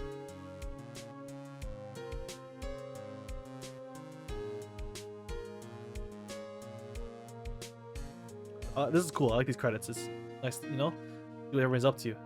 It's Mo! I'm ready, I'm ready. There's no way these jokes are gonna fall on deaf ears. I'm gonna be more contemporary with my humor. More curls. Represent. We got our new act all worked out. Prepare for the Hallelujah chorus. Say something, will you? You're supposed to start this off. Get on with it.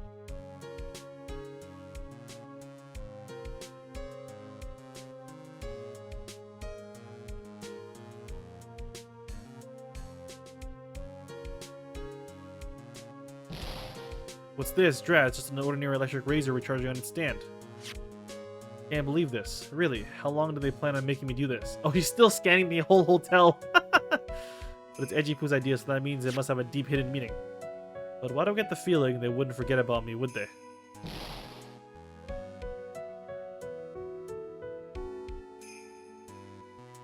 Speaking of Wendy, I'm gonna get Wendy's later. We beat the game, I earned some Wendy's. That Baconator is calling my name, bro.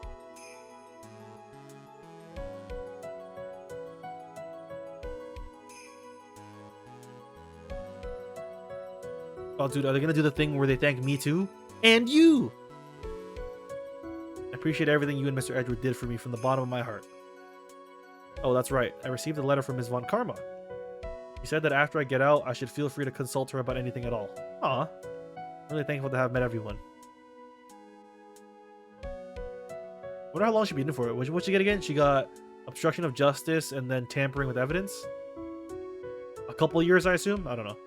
It has become difficult for me in this country as of late. As such, I will take a short leave of absence. If you would like to request my services, please be sure to visit my homepage. Maybe both will be the best for longevity.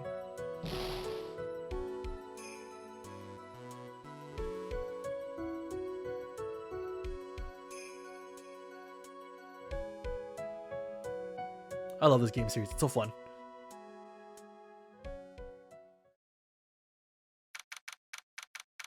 March 23rd, 9:42 p.m. International Departures Gate 12. Where are you going, Franziska? How did you know? How'd you know I was here? With this? I heard you were planting things on a certain person. Things like tracking devices in his coat, for example. That's just like you. I only planted it there because he was always wearing it. This filthy drab coat of his. I don't know how it ended up in my luggage. But it's going in the trash, I promise you that. Well, that's right. Speaking of that man, he told me something very interesting. I ran off with the things from the particular's hideout. I was sure I took 4 things in total, sir. 4 things. It seems he put the last one in his coat pocket. Put it in there, in here? Doesn't matter anymore. The case is already over. What are you gonna do now? That's none of your business. Are you running away? Shut up! You don't understand a thing. You can't possibly understand what it means to be Manfred von Karma's daughter. Franziska. So many expectations from everyone around me. Expectations I must fulfill. I expected to win no matter what. A failure, such a thing is not an option for me. My father was a genius, there's no doubt about that. But me, I'm no genius. I've always known that. But I had to be one, I had to. You may not be a genius like your father, but you're a prosecutor. You have been and always will be. No, I'm not. Not anymore. I've even thrown my whip away. Speaking of that, Wright gave me this to hold on to.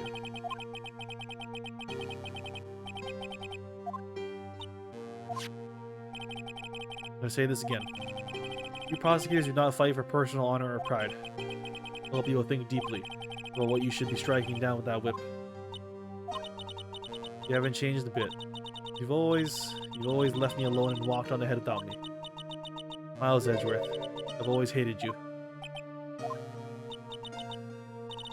Then finally my chance to take my revenge on you arrived.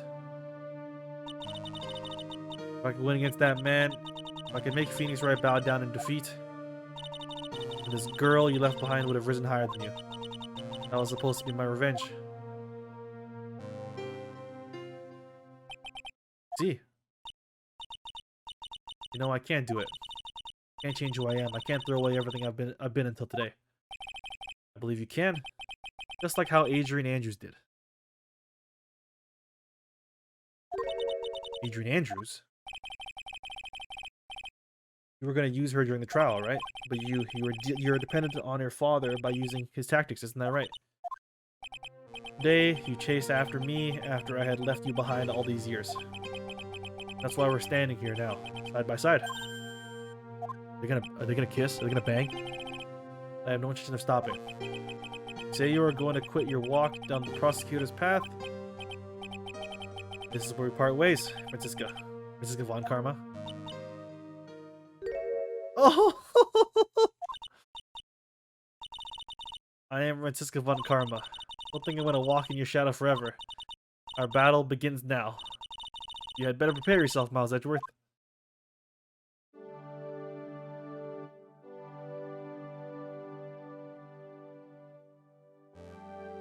There she goes!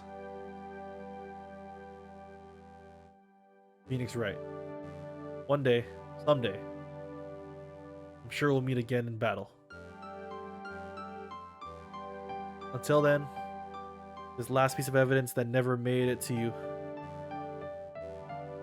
I'll take good care of this fourth piece. If I can give it to you, when at last we meet again.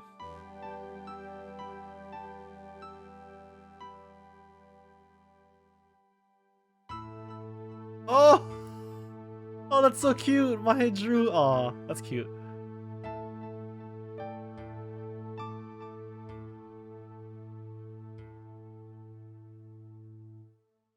Hell yeah, bro.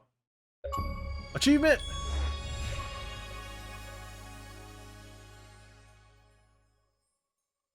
Let's go.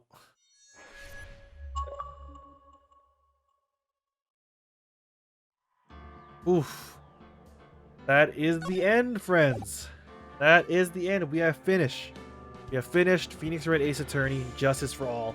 What an ending. That last case really threw me for a loop. I had no idea where it was going. It was so misleading about who we thought was guilty. First, we were like, oh, our guy, you know, Adrian, she framed him. And then we're like, oh, she's the killer. And then it just went all over the place. It went all over the goddamn place. I really didn't expect the game to have us defend someone who was actually guilty. It was wild. A real curveball. I really enjoyed it. Oops, sorry. Most people said that the second game was the worst in the trilogy. I really liked it. Like, I thought it was as good as the first one, but everybody says the third one is the best one. So that's exciting. So whenever we decide to play the third one, game 3 went, I don't know. It's a lot of reading, so it might be a while. So we definitely will play the third one. But this, was quite a closing chapter. It was a lot of fun, a lot going on. There's a lot going on. All right, friends, that is the end of Phoenix Wright Ace Attorney, Justice for All. That was a great time. Yeah, really enjoyed it. I appreciate you guys very much for coming on this ride with me. We did it in what, 5 parts, about 18 hours. Yeah, that's about right for what we thought. It's pretty solid. Pretty solid. The whole trilogy's on Game Pass. If you haven't played it, I highly recommend playing it from the beginning. You can play all 3 games. Good old time. All right, so we're gonna end things there. I gotta get to Wendy's, bro. I gotta get that bacon eater. Friends, we're gonna get out of here. I appreciate you very much. I'll have the VOD up. I'll try my best. It should be fine to be up tomorrow. I shouldn't have too much trouble getting that up. And then I'm off stream tomorrow. Back on Sunday, 7 p.m. Eastern for Pokemon Stadium 2 Rental Randomizer. We're making another run at it. I still don't know if I'm gonna make it a weekly thing. I'll do it pretty often. I don't know. Weekly, just a lot. It's a lot. We'll see. All right, friends. I'm gonna end the VOD recording there. YouTube, I appreciate you. Those of you watching on there, we are approaching 100 subs. Make sure to like, comment, subscribe if you're watching on YouTube. You know, tell your friends, share the channel, help us grow. You know, come watch a live stream if you ever get the chance as well. I would appreciate you. You know, a nice chat live with anybody watching. You know, who hasn't watched live before. It's really cool. All right, so we're gonna end the VOD there, and for those of you watching live, we're gonna raid out. So let us do that now. All right, YouTube VOD friends, bye.